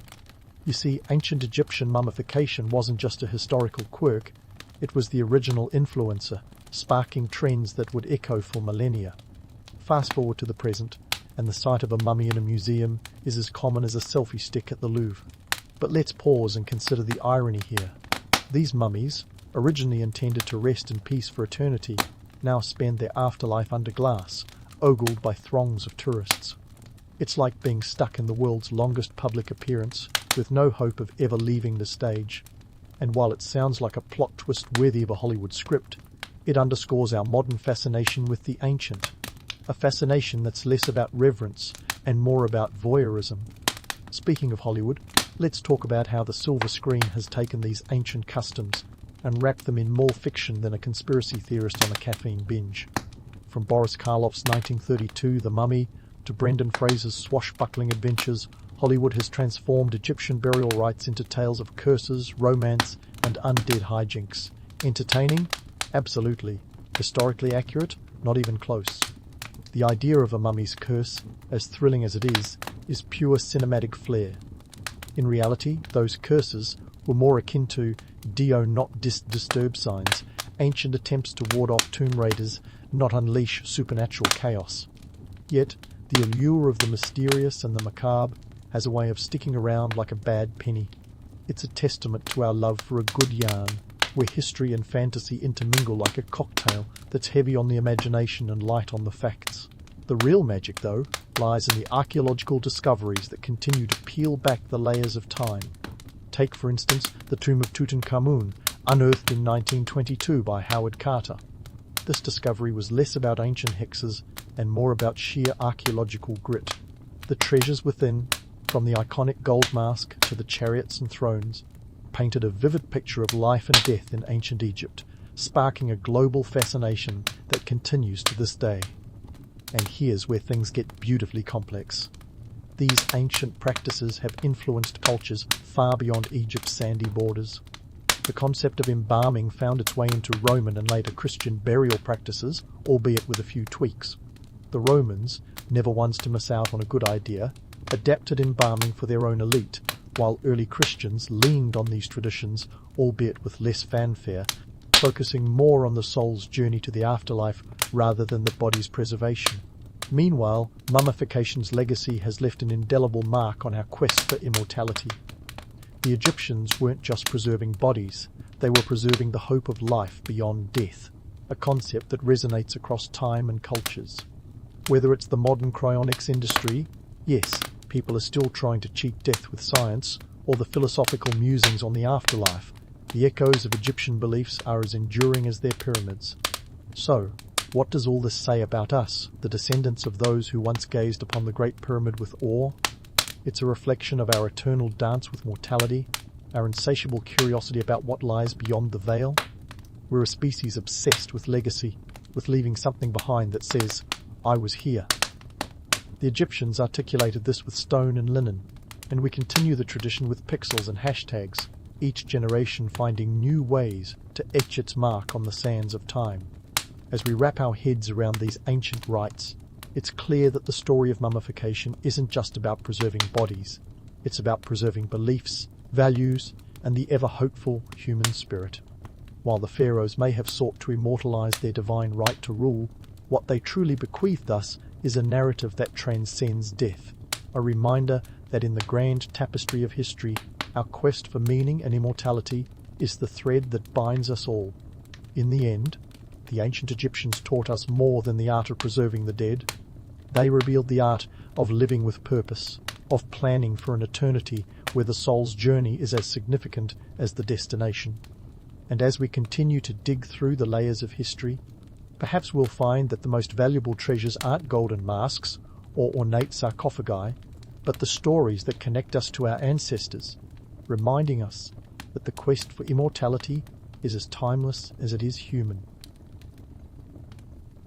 It's 1564, and in the bustling town of Pisa, Italy, where leaning towers outshine the pursuit of knowledge, Galileo Galilei makes his entrance into the world. Born on February 15, under a sky more concerned with artful architecture than scientific inquiry, Galileo's early life might have seemed destined for mediocrity. But, as history would have it, this wasn't your run-of-the-mill Renaissance kid. In a time when the Earth was still at the center of the universe according to most folks, Galileo had a knack for questioning everything, even if it meant ruffling a few cassocks. Pisa wasn't exactly the Ivy League of its day, more like a quaint backdrop to the main event, the tower, which seemed to lean more than its inhabitants did towards intellectual pursuits. Yet, it's here that young Galileo, the eldest of 7 siblings, starts poking around with ideas that would eventually tilt the world's understanding of physics just as dramatically as that infamous tower. Galileo's father, Vincenzo Galilei, was a musician and a bit of a rebel in his own right. He was a man who questioned musical norms, much like his son would challenge the celestial order. Vincenzo was instrumental, pun intended, in shaping Galileo's inquisitive nature. Although music was the family business, Vincenzo wasn't about to let his son twiddle away his life on a lute. No, he had bigger plans. So, off Galileo went to the University of Pisa in 1581, originally on the path to become a doctor. But it turns out, Galileo had about as much interest in medicine as a fish does in a desert. At the ripe age of 17, Galileo found himself more intrigued by the swing of a lamp in Pisa's cathedral than by any anatomical diagrams. Legend has it he timed the lamp's swing with his own pulse, realizing it took the same time to swing back and forth regardless of the arc size, a eureka moment that would lead to his later studies on pendulums. And while the myth of Galileo dropping balls from the leaning tower to test gravity is as popular as it is fictitious, it's true that he loved a good experiment.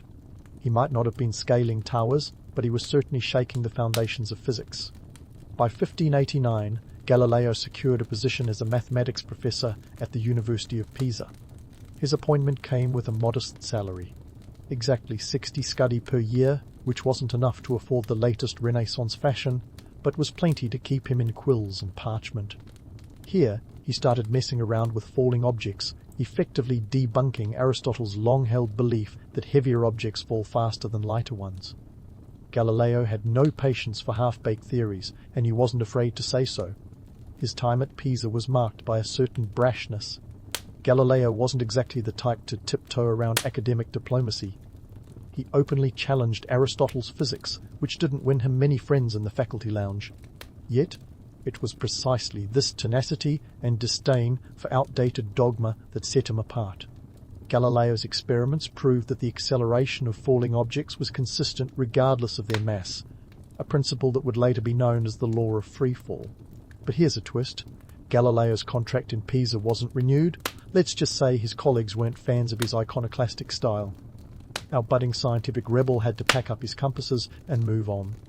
Yet, this minor setback was just a prelude to greater things. Galileo would soon find himself in Padua, ready to take on the cosmos, or at least a few more academic feathers to ruffle.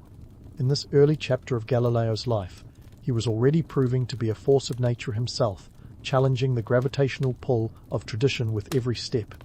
His curiosity was insatiable, his determination unwavering. It was this combination that would propel him into the annals of history as the man who dared to look up and question the very stars. But for now, he was still just a young man in a city of leaning towers, setting the stage for the seismic shifts that were soon to follow. Galileo, now with his bags packed and his dreams shielded from the naysayers, found himself on the road to Padua. If Pisa was a quaint stopover in his academic journey, Padua was about to become the main event. The University of Padua was one of the crown jewels of Renaissance learning. Think of it as the Silicon Valley of scientific inquiry in the 16th century. It was a place that promised intellectual freedom and a paycheck that was a bit more than chump change, 180 florins a year. Not exactly rolling in ducats, but enough to keep him in bread and cheese. Landing in Padua in 1592, Galileo began an 18-year stint that would be both prolific and challenging. He taught geometry, astronomy, and mechanics, and became a bit of a Renaissance rock star. His lectures were packed, his ideas groundbreaking, and his students eager to drink from the well of his knowledge. But let's not romanticize it too much.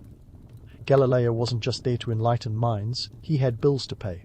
His salary wasn't exactly the stuff of legends, and in a world where you couldn't just monetize your TikTok account, he had to get creative. Enter the military compass, Galileo's practical invention that helped keep the creditors at bay.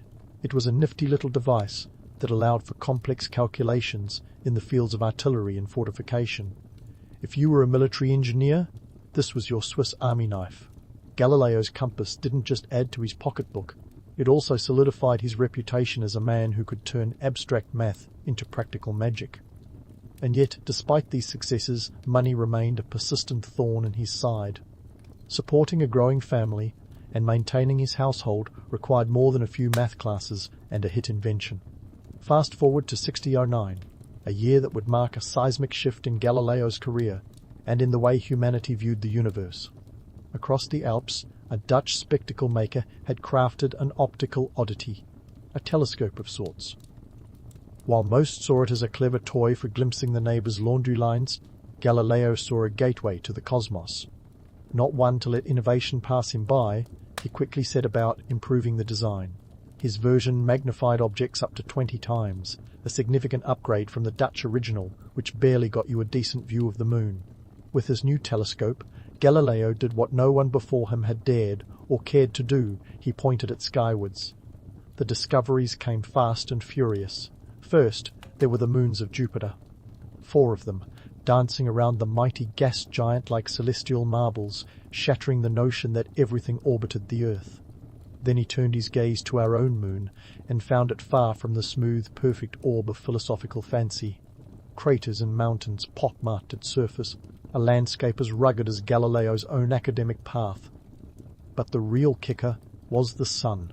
Those pesky sunspots, dark blemishes that moved across its surface, suggested that not even the sun was immune to imperfection. This was cosmic heresy. The heavens, once thought to be a bastion of divine perfection, were as flawed as the earth below. Galileo's observations didn't just challenge existing astronomy, they threatened the very foundation of celestial philosophy. The universe was suddenly a much bigger, more complicated place, and humanity was no longer at its center. With these discoveries, Galileo's fame skyrocketed faster than you could say heliocentrism. He became a household name, drawing both admiration and ire. His findings were revolutionary, yet they came at a cost. The scientific community, much like any self-respecting academic circle, was divided. Some hailed him as a genius, while others clung to their Ptolemaic models like a toddler to a favourite blankie. The church too began to take notice, and not in the good way.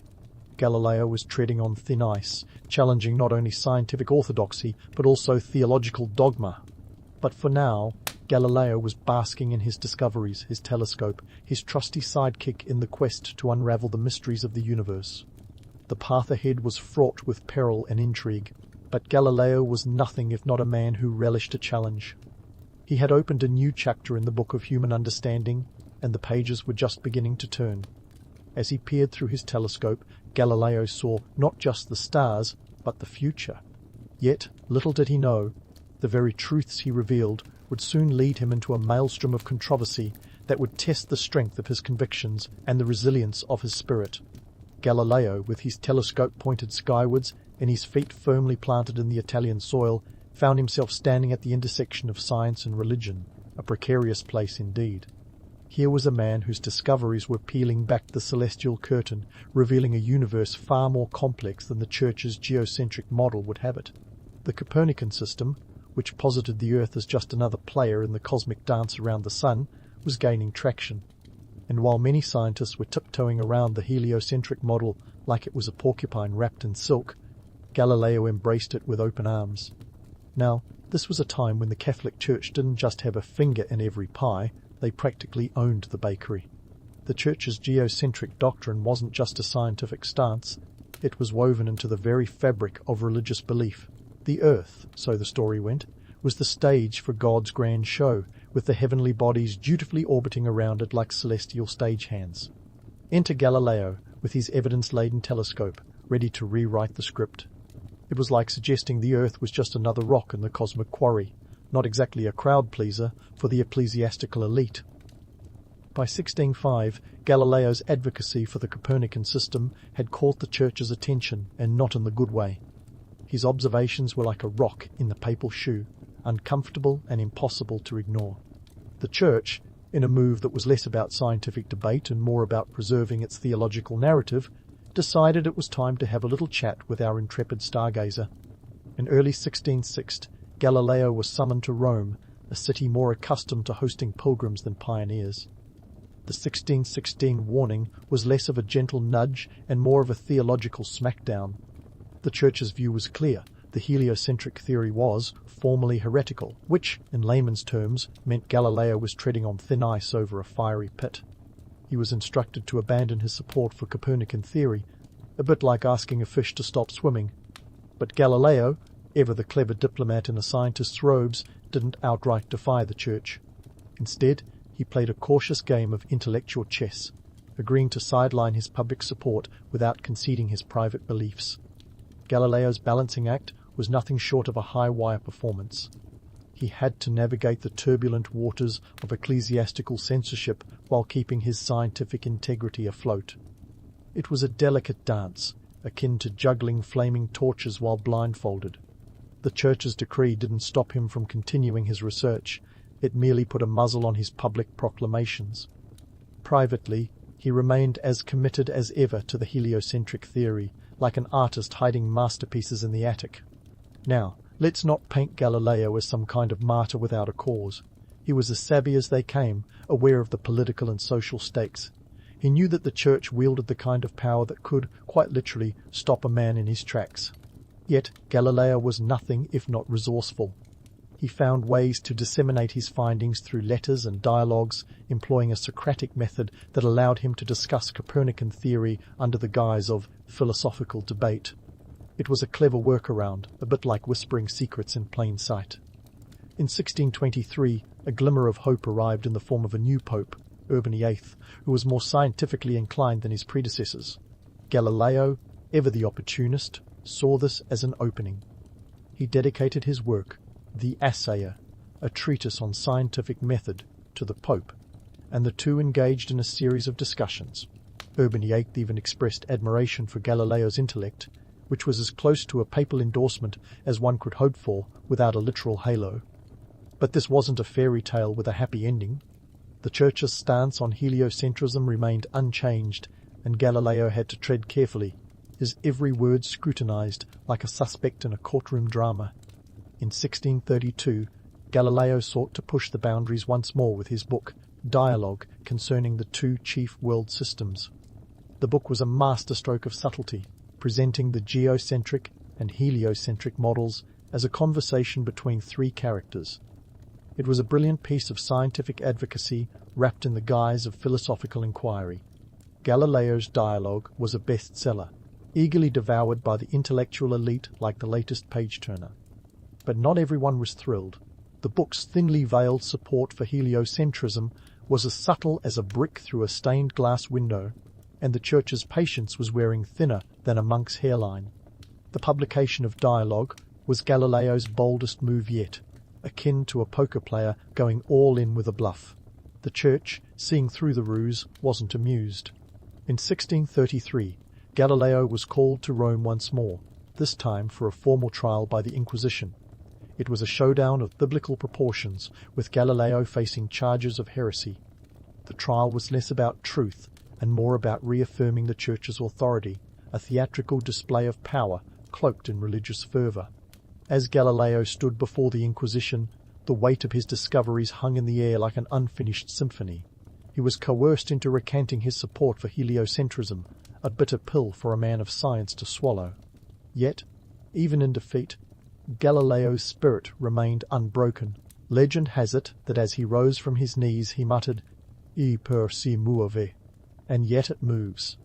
Whether he actually said it or not, the phrase captures the essence of Galileo's legacy, an unwavering commitment to truth, even in the face of overwhelming opposition. Galileo's trial marked a turning point, not just for him, but for the relationship between science and religion. It was a battle of wills, a cosmic tug-of-war that would reverberate through the centuries.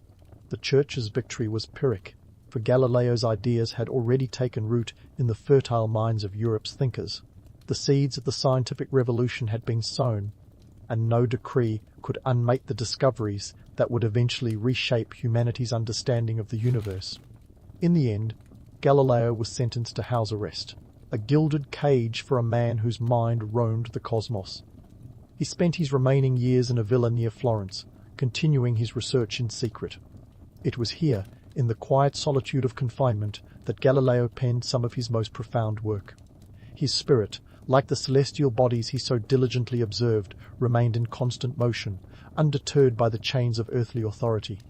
As we leave Galileo under his Tuscan skies, the story is far from over. His legacy would endure, a testament to the power of human curiosity and the relentless pursuit of knowledge. The world was on the brink of transformation, and though Galileo might not live to see it, his ideas would light the way for generations to come.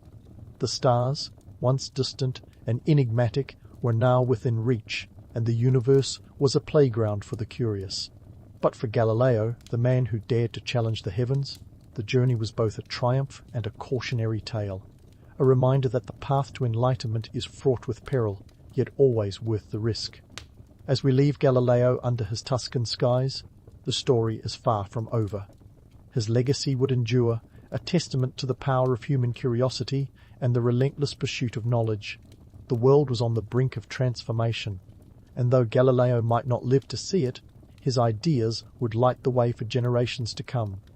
The stars, once distant and enigmatic, were now within reach, and the universe was a playground for the curious. But for Galileo, the man who dared to challenge the heavens, the journey was both a triumph and a cautionary tale, a reminder that the path to enlightenment is fraught with peril, yet always worth the risk. And here we are, in 1632, where Galileo decides to stir the cosmic pot with dialogue concerning the two chief world systems. Picture this, a book so strategically cunning that it makes Machiavelli look like a bumbling amateur.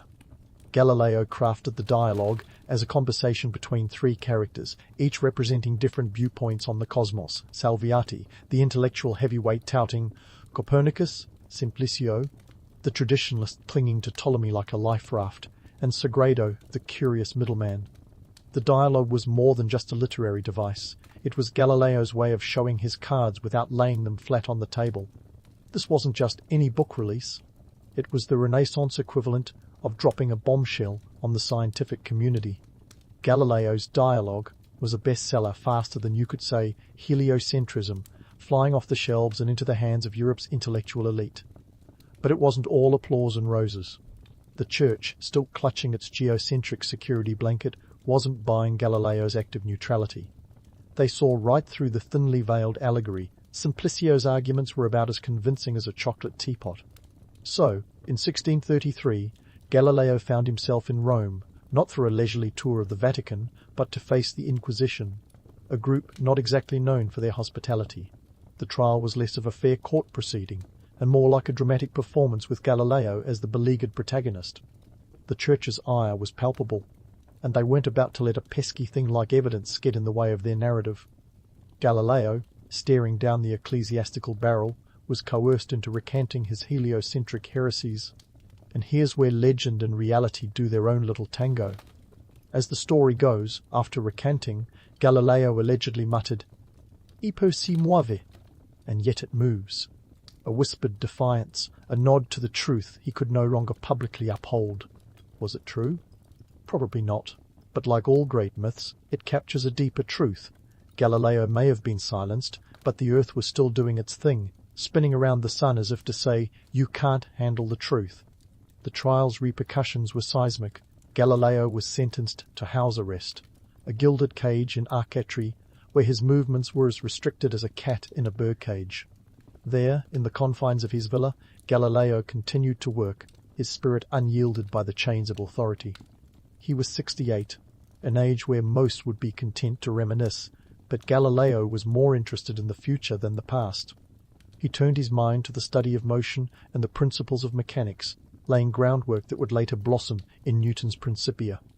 Galileo's trial was a wake-up call for Europe's thinkers, a stark reminder of the Church's stranglehold on intellectual discourse. It was the shot across the bow that galvanized the scientific revolution, a movement that would eventually pry open the Church's grip on truth. The trial highlighted the precarious balance between faith and reason, a tightrope walk that intellectuals had to navigate with the skill of a circus performer.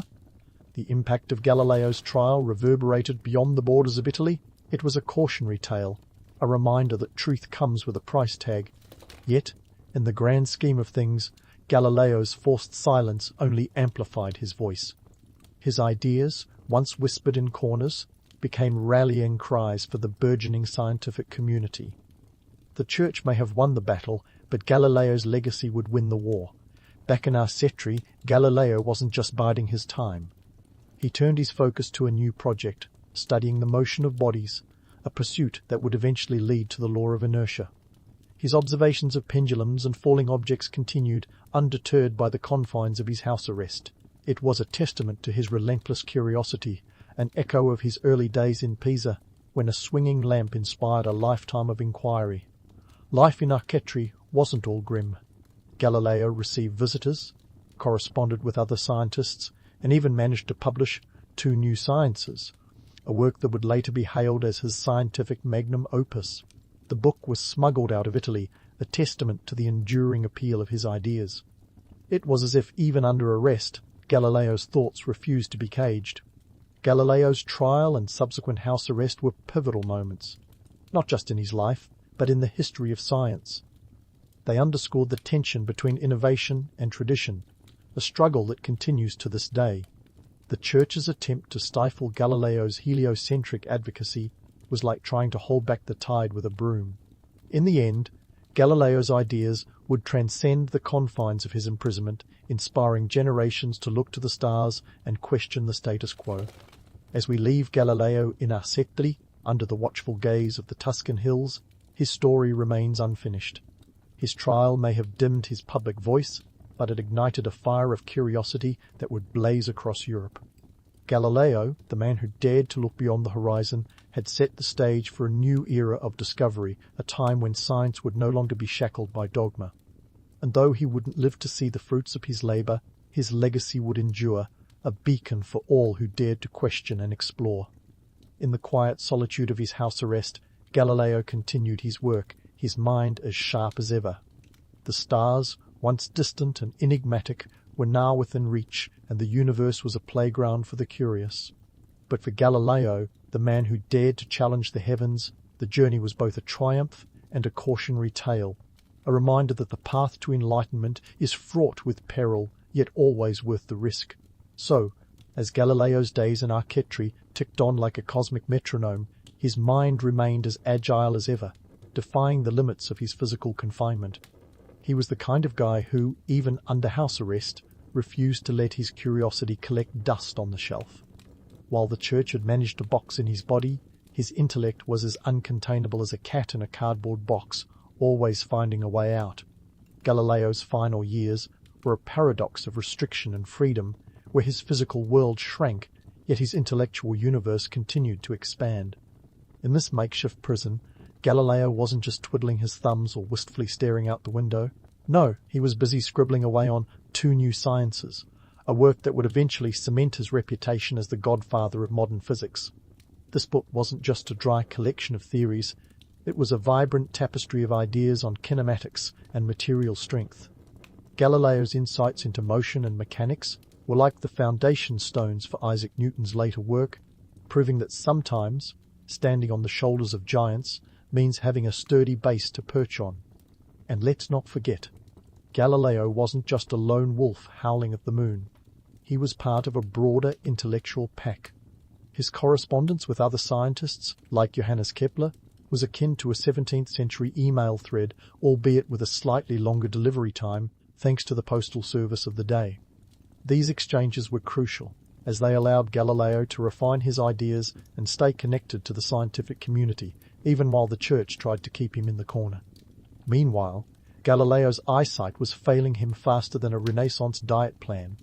By the time he was pushing 70, he was virtually blind, a cruel twist of fate for a man who had dedicated his life to seeing further than anyone before him.